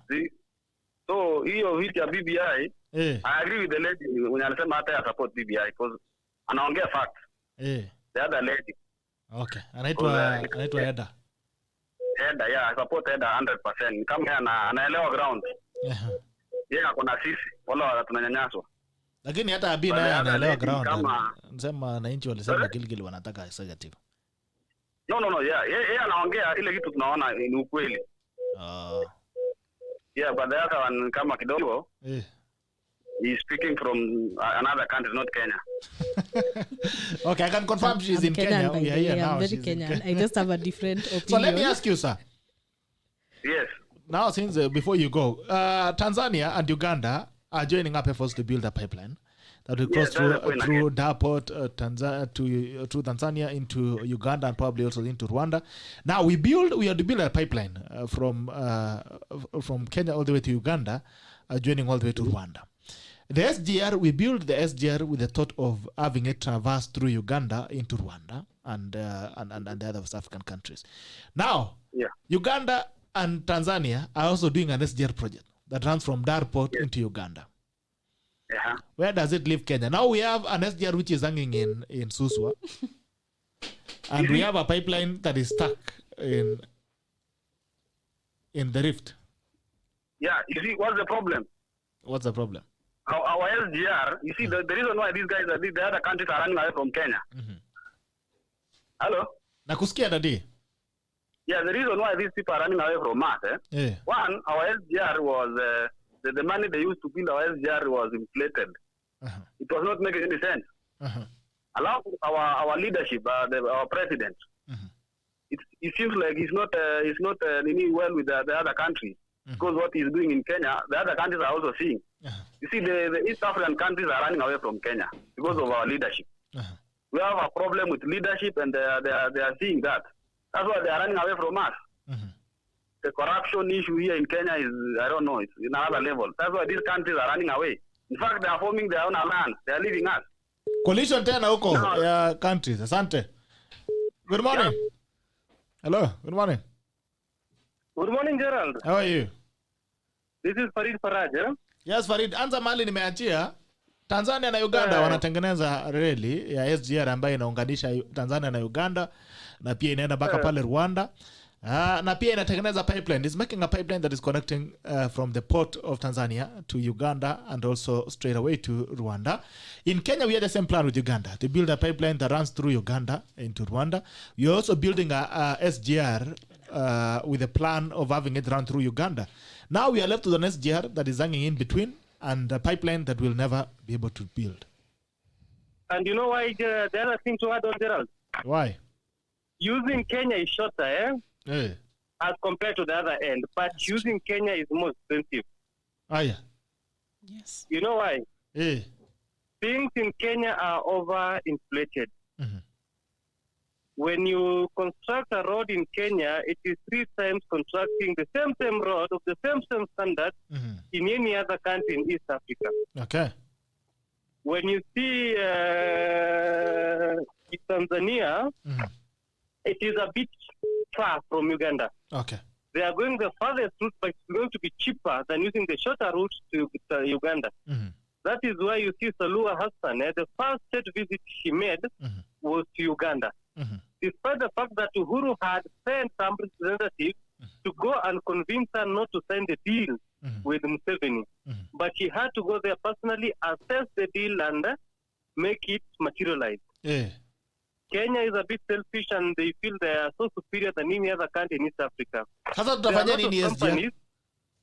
ESGR yetu itabidi sasa tubebe mahindi na omena yetu tu kutoa vale mahindi ama kuzungusha kupeleka Mombasa na kurudisha. Na kurudisha, but there is nothing else. Number 2, you see now it is depriving our people jobs. In Mombasa, people are crying. People who used to offload the goods, boys, you have to come and collect your cargo in Nairobi or Naivasha, take it back to Mombasa. Which type of madness is that? And it was made a mandatory that you are coming to Nairobi or to Naivasha to pick your luggage, that you could have picked it in Mombasa. Imagine if you have your cargo that was supposed to descend at Bamburi, you have to come to Nairobi or Naivasha, pick it, then take it back to Bamburi, which is a double expense. All right. So, on this thing, a BBI, this lady, I don't know the name. Is it Eddah or Eddah or no? I don't know. Kuna mwenye anaitwa Eddah Wambui na kuna mwenye anaitwa Zuena. Anaitwa Abbie Zuena. Huyo Eddah anasikia maneno. Huyo Abbie sijui anatoka Naivasha kweli ama ni wapi? Anatoka Nakuru. Gilgil constituency, Nakuru County. Nakuru County. I've also been Nakuru County, but hiyo si maoni ya watu Nakuru, but ni sawa. Unajua uko na kura moja my friend, but keep talking. Ni sawa. Hata kama ni moja ni kura. They say that BBI is allowed +1. Hiyo ndio anaitanga +1. Ile +1. Unaweza kosa urais kwa sababu ya hiyo kura moja. Ile ina tip. It's true. I stand corrected. Kura moja. So, she's saying that BBI is giving everybody a way that they are very respectful to set their views, which is a lie. When William Ruto was standing at Bomas of Kenya, who are heckling at him? I don't was remember. it not a BBI forum? It was this Milio Diambo and the colleagues, the hecklers. Is that not BBI? Was William Ruto given an opportunity to set his position respectfully? Why are they having a double standard about it? So Kinorengo also should be echoed. Let us not echo at each other. Let us give everybody time to speak their position. Okay. When William Ruto is stating that nobody can choose a referee to officiate a match that you're playing in, there is being echoed, and it is a genuine concern. Yes. Even though you are in government today, tomorrow you want to be in government. Yes, sir. Make laws that will allow you, when your enemy is on power, you are comfortable. That is what General is saying. Make laws that when you are in government, you're okay. When you're out of government, you're very much okay. Okay. Sawa. Asante sana Farid. Asante sana Bwana Gerald. Thank you so much bro. See you again tomorrow. Nawaje kupotea. Sawa. Asante. Thanks. Alright.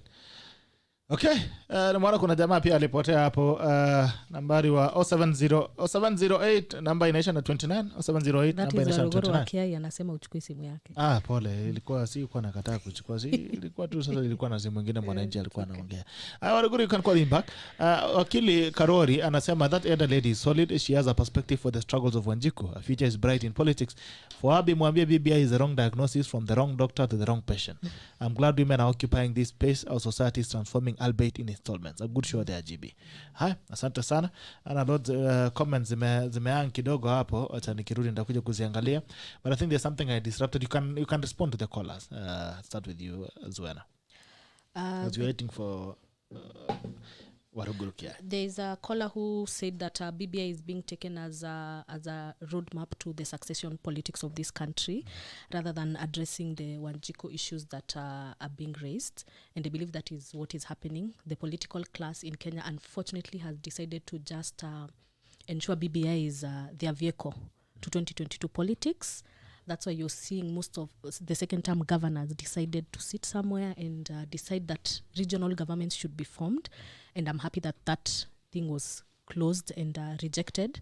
And it's okay because it's also their right. So even as Kenyans, as even we are interacting with this document, it is very paramount that we interact with it on a personal level, read it for yourself, because if you rely on what you read on the papers, what you see on the news is the narrative that they want to push to ensure that they take away any attention from the document that addresses the real issues that Wanjiku would be interested in, but instead use it to survive politically past 2022. And we can never tell politicians don't politicize an issue, because it is the democratic right. They're politicians, they survive on that. But can we also, as citizens of Kenya that love this country, that love every conversation that happens in this country, that respects that everybody has a democratic right to an opinion, although it does not make it a fact, to actually interact with the document, to actually support or not support the document, and that is okay. Literally have a platform where we can engage on any conversation regarding BBI without necessarily insulting each other, like the caller from Nakuru has said, or heckling people, but have a platform where every opinion can be taken, every opinion can be considered, and then the majority, as democracy dictates, takes the day. And I believe that is what BBI is doing. I support BBI because I interact with the document. There are some things I don't agree with. There are some things I agree with. And I'm always open to have a conversation on it. Okay. And response you have for the callers, Eddah?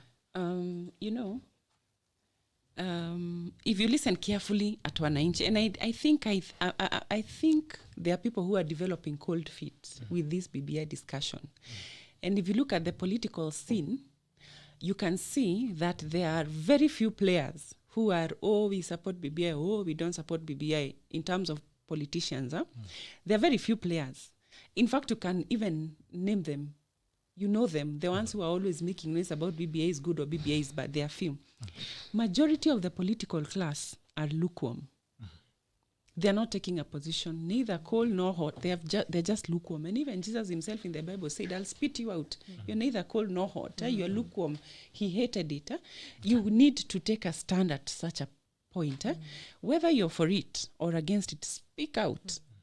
You see, that education, when I started doing community service, I realized that there are people who need to be educated. This newspaper is there, but they can't read it. They don't have time to watch TV. They don't have time to listen to radio.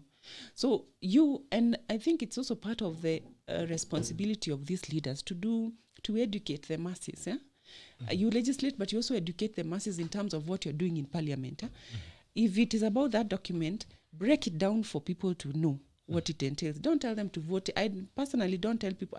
There's a time I used to tell people to reject BBI. But then I realized... Let me just interject a little bit, because you say it's the responsibility of the leaders to break down the document. But that's what they're saying. When they're given this responsibility, they do it selfishly. They will not break it down the way it does. So then I would instead challenge Kenyans, even if you're how busy in your day, and you have issues that are affecting you because of the governance and the politics of this country, at least try and interact with this document in an independent platform that does not involve anybody breaking down and this document, because they will bring it to you with their interests. Because you'll be told to go and vote during that referendum. So what are you going to vote for? Yes or no? Okay, I know there's a lot of sensation and a lot of hype around elections, and we're going to vote yes, people are saying yes, but it is also important for you to understand what it is exactly you're voting for. What I was driving at is, so I believe in research. If you read, right now everybody is on lockdown, so the only interaction we are having is social media. So we've replaced those vikaos, mashinani, with social media platforms, groups, WhatsApp, I've even been removed in a WhatsApp group for breaking down BBI and saying, no, do not listen, read and understand for yourself. So those are the platforms we have today. They refused to build a bridge between them and you. Yeah, they don't want that. Is so but they're saying they will accommodate us. Proponents of BBI. So you see, when so when you have understood, then you decide. But on social media, what you're saying is that we have an overwhelmed electorate, an overwhelmed public that does not even want to read in the first place. They don't even want to hear. They don't want to listen. And there's a silent majority that is revolutionary, and people do not realize. And I think this is why these guys, BBI proponents, are developing cold feet. And if I was them, I would actually not go for a referendum. because right now you're not sure. There's hype, but you don't know for sure what people are feeling in their hearts and what you could be flawed. And this would be such a devastating precedence if you plan to form a coalition for the next government and you've been flawed in a referendum. It would be disastrous. So it would be better for you to play safe. So what I'm feeling is we are not ready for this discussion, and a majority of Kenyans do not want to, continue discussing this matter. They'd rather discuss issues, things like IMF and things that are making us feel frustrated, as opposed to saying, and I pose that question again, you have entered into a deal with IMF that is telling you to cut costs in government. And on the other hand, you're telling Kenyans, vote for BBI and increase positions in government, which means you're already increasing an already bloated government. Is there honesty? Yeah, if you take away your feelings about my man becoming president, if you were to think about this country critically, is there honesty in such leaders? I think so. Question. You're talking about the economy. Right? Talk about infrastructure. You want me to talk about infrastructure? You've talked about infrastructure. The fact that we borrowed money to put in infrastructure. Yeah. SGR. White, black, yellow, elephant. Tanzania is building an SGR through Uganda into Rwanda at way cheaper price, by the way, than what Kenya did. They're now building a pipeline. There has been a conversation about a lot of business moving away from Mombasa port to Dar port. Even people importing into Kenya are now beginning to use the Dar port and getting things through the border. Through, what's the name of this border? Tanzania, Apachine? Namanga. So now we have an SGR, spend billions on it. Now it's stuck in the middle of nowhere because it does not have an end. The idea was to push it through Malaba. Now Uganda refused to sign the deal with Kenya to have the SGR pass through Uganda and have his shipment go to Uganda. The president at some point even tried to entice him by giving him land in Naivasha. You remember the land that he was given in Naivasha. It didn't work. It didn't happen, the signature. Now we're stuck with SGR. Now we've moved away from SGR. Now we're beginning to rehabilitate the old gauge line. Because now we're realizing that SGR is not going anywhere because it does not have an end in its own way. The thought was not clear. So you're coming back to rehabilitating the old gauge and now joining the cities and towns altogether. The SGR passenger train tanks in Nairobi. I've never heard about any SGR beyond Nairobi. Passenger train. The SGR has continued to make loans, billions in losses, ever since it was commissioned to run. We have a pipeline that we already started running the project, the same as LAPSET that we had. It is not taken off. The pipeline is here. It cannot get into Uganda. It cannot get into Tanzania. It cannot get into Rwanda. The SGR is here. It cannot get to Uganda. It cannot. And Uganda is the biggest, one of the Kenya's biggest trade partners, if you notice. A lot of imports and exports going through Uganda. Now, at the risk of East Africa, now we're having issues also with Somalia, though we are not really very close traders. Apart from that, they eat our mira. But now, there's a bigger risk of having Kenya which is isolated because SGR, infrastructural projects are not things that you can reverse. The SGR in Tanzania, you cannot go and pull it down and now turn it into Kenya. The pipeline, you'll not divert it. And the deals that these guys are signing are at the risk of isolating Kenya as a trade partner. Where is the president when all these things are happening and where does it leave us? I don't think if there's one thing I'd commend His Excellency the President Uhuru Muigai Kenyatta is his skills to have diplomacy conversations with countries. If you remember well, even when His Excellency Magufuli passed on, and may God rest his soul in peace, Uhuru was among the first people to speak up and actually endorse Suluhu in his speech. And he said, I'm with you. Because at that point, a lot of issues were happening, and even in her speech, she acknowledged it by saying, wanaofikiria mimi ni rais na maumbili yangu ni ya mwanamke. And he actually attended that funeral.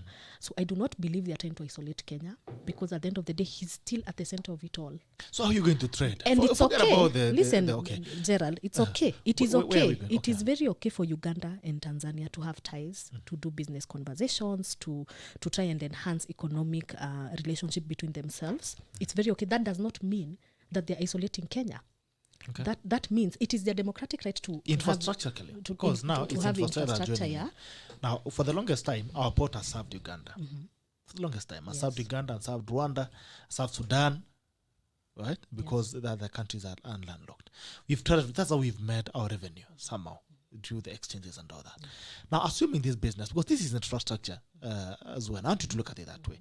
It's a road that you're building. You cannot take this road and move it again. Tuseme tutoe barabara tuipeleke sasa juu tumesikizana tena Tanzania, watu tuchukue SGR ipitie na Manga alafu ingie Uganda.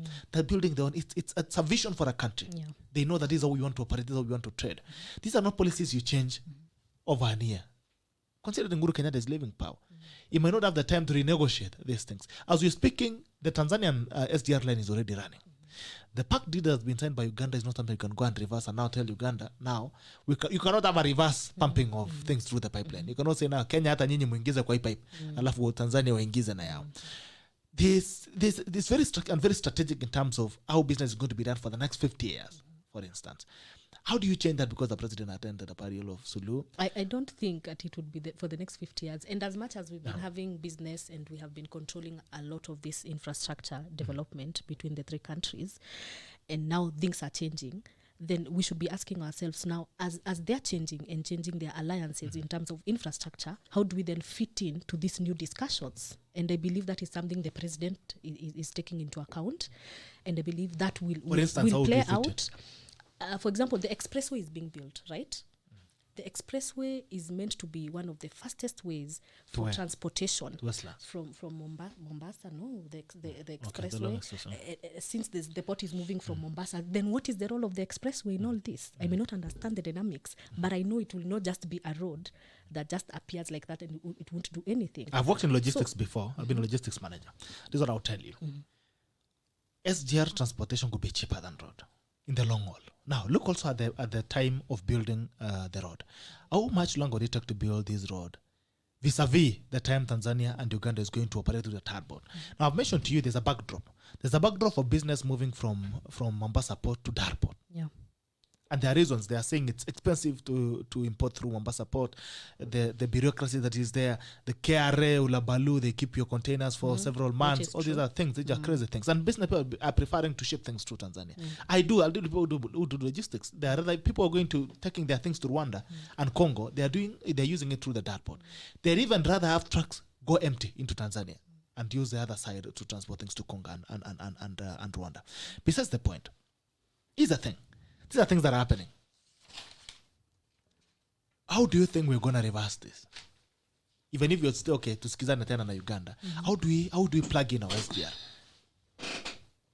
How do we plug in? First of all, you said that SGR is making losses. I'd like to correct that. Thank you. SGR is not making losses. What is it doing? It is not making profit, and we have not even broken even. In fact, we started paying for that loan in January. Yeah. So you even made it worse, and Zuena was saying thank you. But at least we are paying the loan. We are not making losses. We've just not broken even. We've not started making any profit. Like I said, these projects are ambitious and they are understandable because we are a frontier market in Africa. Yeah, we are a frontier market, so they are understandable. The problem is managing our resources. That is where the problem is, because of course you can't tell me that you'll not expand your infrastructure because it is too expensive and you want to play safe by not borrowing money. But also you need to demonstrate capacity to manage resources. You cannot be going around borrowing money and you don't have a record. And that is a problem I have with the president, Mr. Uhuru Muigai Kenyatta. I respect the man, but over time... Yeah, I'm saying what a guru would call, sorry. I mean, please have that, have the phone call up. Yeah, right. Sorry, Waruguru, you can call in again. Apologies. Yeah. So the projects are good. There's good faith. There's really good intention. But the management of resources is a problem. Yeah. So even now, and then the kind of agreements we are signing are just unacceptable. Because if you're saying you're going to sign, and I think I don't know if it's a rumor, but when Magufuli came to power, there's a project he overturned whereby some Chinese company was going to construct a port, and then they would be managing that port for a period of 99 years. I'm not sure. I read an article written by an African media house, but I can't go. Jambo, Waruguru. Hi, Gerard. Good morning. How are you? Good to see you. Yes, very well. My name is Waruguru. Hata mimi nataka handshake kwa hiyo serikali yako. Tulikupigia kura. No, this is Waruguru. But you are running for Miss President. Miss President. Yes. Miss President, yes. And I voted for you, so I'm saying I also need a handshake. We need to share the government.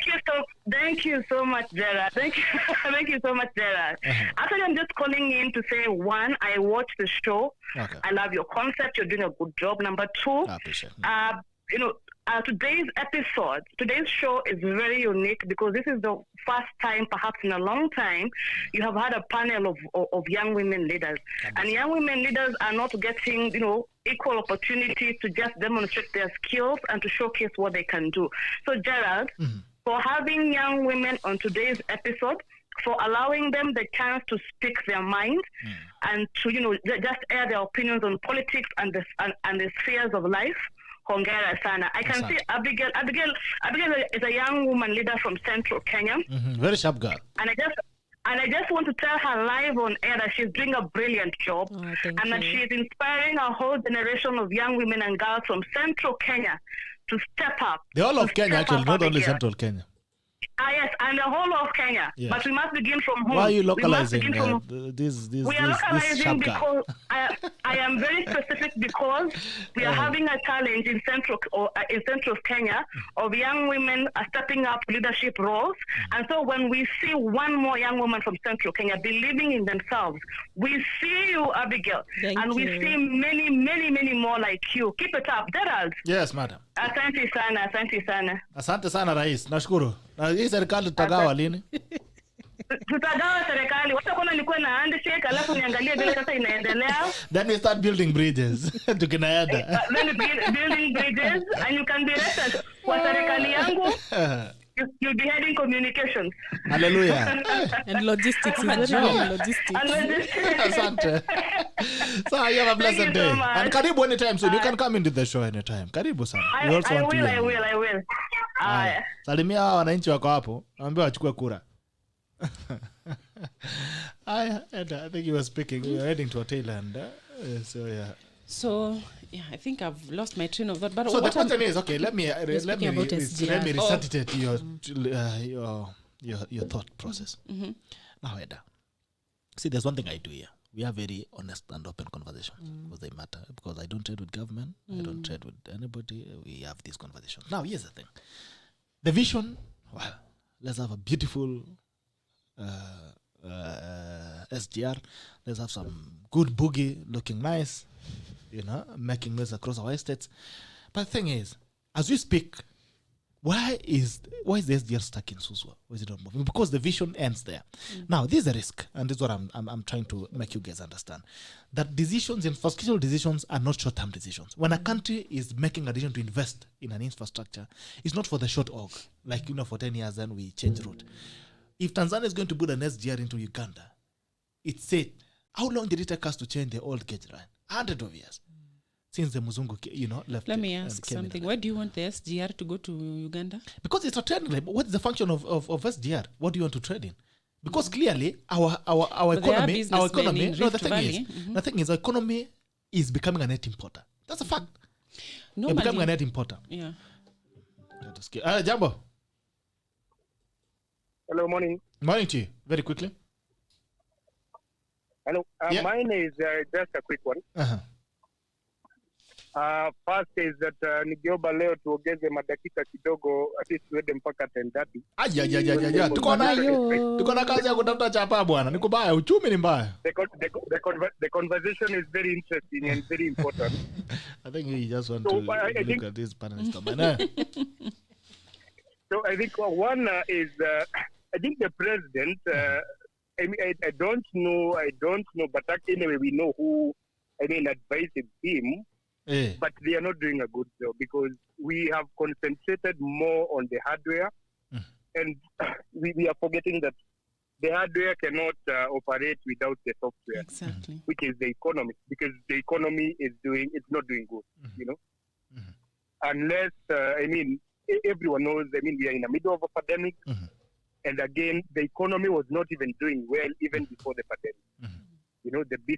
Many businesses have closed down and many companies have closed down. So being that actually the 15 or the 16 months that are remaining, if I were him, if I would advise him is that concentrate more on the software, concentrate more on the economy. Okay.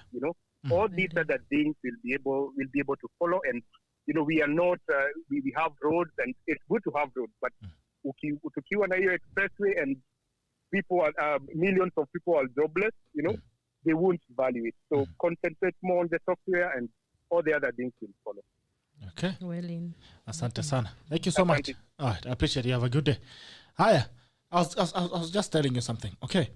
You cannot trade in isolation as a country. Yeah. You're not an island. You can trade and make money around. That's why all this time we have the roads that she's talking about, building an expressway. Then why are we building it? Why do you have borders and all that? Why are we talking about having open borders in Africa, open border protocol? So it's because countries need to trade within each other. That's true. Now, whenever countries are making decisions on infrastructure, it's in their line of vision in terms of trading. Yeah. How long do you want to deal with this country and why? You get it? Now, there are two countries that have ports. Tanzania and Kenya. Yeah. Through third border and Tanzania. For the longest time, East Africa has traded through Kenyan border. For what reason, I don't know. But now there seems to be a trend where business is moving to Tanzania. And now Tanzania is taking advantage and creating more outlets into other countries, in the East African community. Uganda, Rwanda, Congo, all the way. Yeah. Now, if they do that, it means they take that route all the way.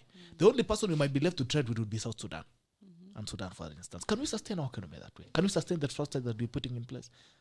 I've heard that, but by the from, I can't remember, somebody was explaining the same thing, just as you're saying it. Yeah.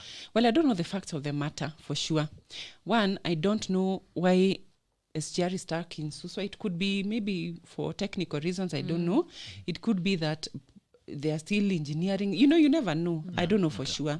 And I haven't seen any statement, out stating why. Number two, I don't know for sure whether SGR was meant to go all the way to Uganda and whether that plan has changed since. Okay. But somebody called in and said that this economy we've become a very expensive country. And already, I know you can feel it, or your friends can tell you there's a cash crunch. You don't have money in circulation, yeah? And things are already difficult for Kenyans. So imagine what it would mean or what it would look like to be a trading partner with Kenya. It would even be more difficult and more painful for you. I buy my accessories from a guy from Uganda. It's called Farouk. Farouk has a shop, a big beauty shop in Kampala. He sells bags and all these items. And he imports directly from China. And those things pass through Kenya. But by the time they get to Uganda, they are almost 50% cheaper. So a bag that I would buy here for 3,500, I buy from Farouk in Uganda at a cost of 2,000 shillings, and then I make sure I buy a few more items, and they are shipped to me, and they'd still be far much cheaper than buying in Kenya. And they're the same items I see you carrying, the same bag you're carrying. If I buy mine in Uganda, it would be cheaper. Why is that so? Why? They are passing through Kenya, yet in the Kenyan market. So do you understand it, yeah? That when you're doing business, you want to make sure that you have the lowest operational cost as low as possible. As much as possible. So you have to do whatever. You could be my friend, but if you're selling your items more expensive than another person, I have no choice. We are friends. You cannot mix business with friendship. You move on to the better alternative. So that is what Kenya has become. That we are our taxes are too high in the first place, yeah? And actually our main problem is that our tax is too high. So doing business with Kenya means that you have to, you have to incur that extra cost. So if Tanzania is offering you an option, it could be for a few years, and then later we come back to finding Kenya as a better solution, and then you shift back. Yeah? Whatever happens. Different dynamics, What Kenya should concentrate on is ensuring that it does not lose business with its neighbors. So what do? You have to figure out, and I like what Devindi keeps saying, figure out how you're going to improve the economy of this country. Number one, you must ensure that you're producing and you're exporting more than you're importing. Those are the issues. Those are the things that will improve the economy, so that now we stop losing, partners, we stop incurring. And SGR is I think it's the most expensive project so far. So if at all, it will only connect Kenyans. And as you say, it will not be moving to Uganda as earlier, planned. Then I think for sure there we lose business, and that would be detrimental. Kulipa loan itakuwa ngori sana, because it's not even paying itself, it's not breaking even.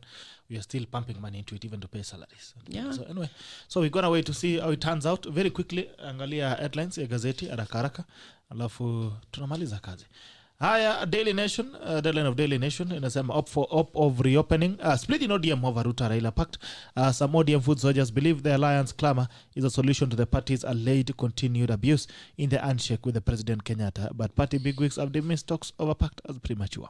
All right, Education CS George Makoa is hopeful schools will resume for third term early next month as scheduled. And I wonder who decides when the curve should rise and fall. Makoa says the curve is going to flatten and students will go back to school. I don't know how he gets to tell that, but anyway. He's a CS, so he must have information. But how do you know what this is? The CS does not. But you have to commend this government that amidst everything else, our children are learning. Amidst everything, our children are learning. So okay, we flood. Why then if you're opening up school, why are you not opening up the economy? Because even look at the look at how COVID is affecting people. Although right now it's not choosing, but the younger generation somehow are surviving more than the older generation. And then can you imagine postponing a whole curriculum then why so postponing the economy? So extensively? It would mean damage. And there are rumors that it's the lockdown is going to be lifted. And we know very clearly it was done so because of the Easter holidays, because the migration then of the people from the urban centers to the mashinani would have been so. They still gave them 72 hours to migrate. Yeah, What's the difference? What can you do in 72 hours? Defending this government is a very difficult job. If I knew they'll pay me how much. I mean, the rhetoric and the way they explain this thing is quite baffling. It's very baffling. Honey, so we closed the university, we said because the curve is going up. Then again, you're saying you're all going to open up because the curve is going to flatten in 1 month, in May. I mean, where do you get it? Where do you talk with the disease and they tell you you're going to go down in?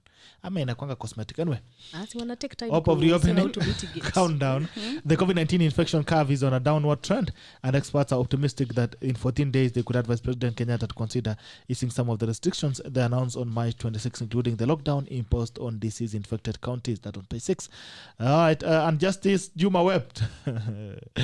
Whilst the ghost of 2017 judgment that set free a defilement conflict came back to haunt High Court Judge Said Juma Chitembwe, it was a walk down memory lane when he faced grave charges that saw the 12-year judicial serviceman break down in full glare of the nation. Justice Chitembwe has just started sharing how his 2-year fight against corruption and abuse of office charges shaped his career. In response to Chief Magistrate and JSC Commissioner Evelyn Olwande, when pain from the memories got the better part of the charge. All right.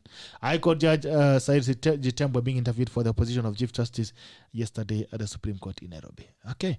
Murder. Police search for the mystery man. Investigations into the murder of National Land Commission NLC Communications Director Jennifer Wambui have zeroed in on a mystery man who was seen by 2 suspects at the place where the body of the former journalist was found. Somalia. MPs give Armajo 2 more years. I think that's what they're trying to do in KE. MPs give Armajo 2 more years. Lawmakers move could jeopardize implementation of indirect election based on 2022 pact. Interesting. House of Wonders. Building Witiani House has taken 5 years. Examination Council started putting up its headquarters in 1986. It's still at work in progress. At times I read this pass for humor. Anyway, infections. New cases have declined from high to 2008 on March 26, and a daily average of 1,354 cases that month, to 486 cases recorded yesterday. Vaccination, some 487,278 people have been vaccinated by yesterday. The exercise started on a low note early last month. School calendar, Ministry of Education fully prepared for the start of another term and measures in place to ensure smooth learning. Business, bars and restaurants are currently operating at 30% capacity and are open only for takeaway services and deliveries. UK eases restrictions. The United Kingdom took its first major step in a phased reopening is scheduled to culminate in lifting of all restrictions on June 21st. Well, interesting. Let's see. Okay, page 2 of the Daily Nation. Do not let bad peer pressure derail your goals and dreams. Students open teachers long track. Haya na mambo ya magazeti ndani. YT2 fights to save his luxury cars. Wait. Baba yao. Talk of Ruto Raila Alliance splits ODM. It's also splitting Tanga. There's offer reopening, but only infections reduce. Mystery man in LC official. No matter why you can't write off justice Nderi for CJ job. Jana Jitembwe alileta mambo kidogo. The Standard. Judge also justice and interviews start. Interview for CJ start. I wonder if this thing is the procedural ama tayari kule mbele kumepangwa. Judge whips for justice and interviewers for CJ starts. Justice said Jitembwe, the first one on the hot seat, gets emotional and makes his speech to become the next Chief Justice. And historia ni mbaya. Inakujanga na kulemea saa zingine. if you know you've messed up before, usiende kutafuta hizo maofisi. Kaa tu nyumbani. Somalia's Farmajo may be in office longer. The lower house votes to extend president's term for another 2 years ahead of polls. What Uganda oil pipeline means for Kenya? Countries take different routes in building an export line for crude, missing out on economies of scale. Yeah. Si mimi nimeandika gazeti. When boxing blood flows in the family, first time and Central Africa boxing heavyweight champion Fred Sabat may have died, but his name lives on at sports. Inside the tragic world of Sonko, rise and fall. Mike Mbuvi moved from a struggling land broker to sit at the high table. He had it all, money, power, and fame. Now he's fighting court cases and endearing himself to online fans. We take you inside his story. Page 10, 11, 12, 13, and 14 on Sonko. Deck 17, day in 2020 when Senate impeached Governor Mike Sonko, bringing his reign to an abrupt end. Helping hand for small businesses. Counties in Mount Kenya region are now waiving license fees and penalties for businesses hit hard by COVID-19 measures to cushion them from knocks caused by restriction of movement and lockdown of 5 countries following the third wave of pandemic. Ongera watu wa Central Kenya. Thank you so much for the counties who are doing that. Anne Waiguru. Asante sana mama Anne Waiguru. Real Wives of Nairobi coming home. Hey, yeah. Kenyans might be familiar with the American reality TV series Real Wives of Atlanta, with a cast high-flying women juggling professional and personal lives, and now local fans will be thrilled to learn that something relatable is coming closer. And watu udaku haitaki uvivu. Cause newcomers could outrun humans. Hiyo ni mambo ingine ya dunia. Don't fear the blood flows in doors. Hii kitu yote inaweza kuwa. Haya, People Daily. People Daily. MPs under siege for craft claims. Protest letter by alcohol distiller to Nairobi Assembly Speaker accusing members of a watchdog committee of receiving kickbacks to fix his farm in pending probe has opened the lead in the road that bellies the August House. Orengo, we shall not accept imposed leader or alliances. No change in school calendar. Jitembwe taken to task overruling and defilement. Judge stands by decision to free 24-year-old man who had been convicted of raping a girl aged 13 years. Well, Alliance talk ruffles political feathers ahead of plebiscite. Niliona pia gazeti ya The Star ilikuwa nasema mambo ya William na Central Kenya na mambo ya Raila. Watu wa Mlima ni kama watake coalition ya baba na William. Haya. Magazeti ndio hayo. Naanza nayo Eddah. Nilikuwa nimeanza na Eddah, sasa nienda kwa Abbie. Haraka. Any comments you want to make on any headlines, on anything you've noted? If not, then you can give us your last remarks. Just to maybe mention that Senate, of course, today is holding a special session to discuss the revenue bill. Well, let's see how that goes. Okay. If they pass it, 370 billion goes to the counties. But I think it will be documented at KBC. Kwanza niseme asante sana Gerald. Thank you. It has been a very engaging, informative, empowering session. Hallelujah. Watu hadi wakasahau jina wakaniita Lady in Red. It's a good thing. There's a song Lady in Red. It's a good thing, yes. You could sing it for you. There's a song you could sing it for you, Lady in Red, so you can sing it for you. It's a beautiful song. Yeah, thank you so much. I'm a big fan. I'm happy anytime. And to say thank you to the people of Nakuru, to the young people of Nakuru and the young women who allow me to guide them and lead them in the various forums. And to the Daughters of the Mountain, I say hi to them, of course led by my chair, Lydia Mathia. Lydia Mathia is your chair. Is our chair. Nice. Yeah, I know she's listening. Thank you so much. And of course our Chief Patron, Her Excellency Governor Anne Waiguru. And to thank Kenyans even for tuning in and to commend you for taking up this digital space. I appreciate it. So vehemently, you've really occupied it well. And we thank God for it. And just to urge Kenyans to, even as much as we are giving out our opinions and having conversations about our country, we must remember that we are friends and we are neighbors, and we must get to a place where we can debate respectfully and not get to a point where we abuse each other or we heckle each other, or we get to a place where astaki kukuona juu you're saying yes to BBI ama no to BBI. We have those conversations and then we shake hands. BBI inaleta ma feelings mingi. Inaleta ma feelings, na ma feelings lazima tuweke kando. Haitaki makasiriko hii maneno. Ni kuongea as we move on, we agree to disagree, and that is democracy in its sense. Thank you so much, Gerald. Appreciate Zuena, and you're most welcome anytime. Karibu sana. Thank you. Eddah. Thank you so much for having me, and it's nice to meet you too. Nice to meet you too, Eddah. Keep Daughters doing of what the mountain. keep doing what you're doing. Thank It's you. good to mobilize people. I think my message to Kenyans is don't stop. I saw somebody saying that, you are making noise to IMF, and IMF, I don't know, does not transact on social media. No. But moving forward, when they're giving those loans, they make sure that their conditions become even stricter, and they are more invested in a country. So keep moving. And to the Kabete people, nakuja. Keep watching out, keep waiting, keep praying with me. And in due time, in good time, we shall get where we are going. Okay. Asante sana. Thank you so much, guys, for coming in. So thank you, the Taklas, who have been tuning in. I can say Moan Kings that has respected everyone's opinion and views. Waruguru is entitled to speak a mind. This was responding to a comment. Waruguru is a caller, his partner. Okay. Moa Kings, it's always a great conversation. Thank you, Gerald. Asante sana. James Mwenda, Gerald Bitok Bana, children are not super spreaders. Let them go to school, get their education. If anything, children, the poor lose more than you close the schools. That's what I'm saying. Let's open up the economy. Open up schools, open up the economy. Tafuta fees ya kulipia watoto shule waenda wasoma. Hawezi enda kusoma bila fees. Nyambura zipi? It's okay. A lot of, in our leadership. Okay. Thank you guys who have been tuning in. This is Attack On and Attack On Lens now. See you again tomorrow. Another siasa episode before Thursday on Diaspora Edition and Friday Sheria Wiki. Alafu tunafunga wiki. It was a pleasure having you. Enjoy your day. Bye bye.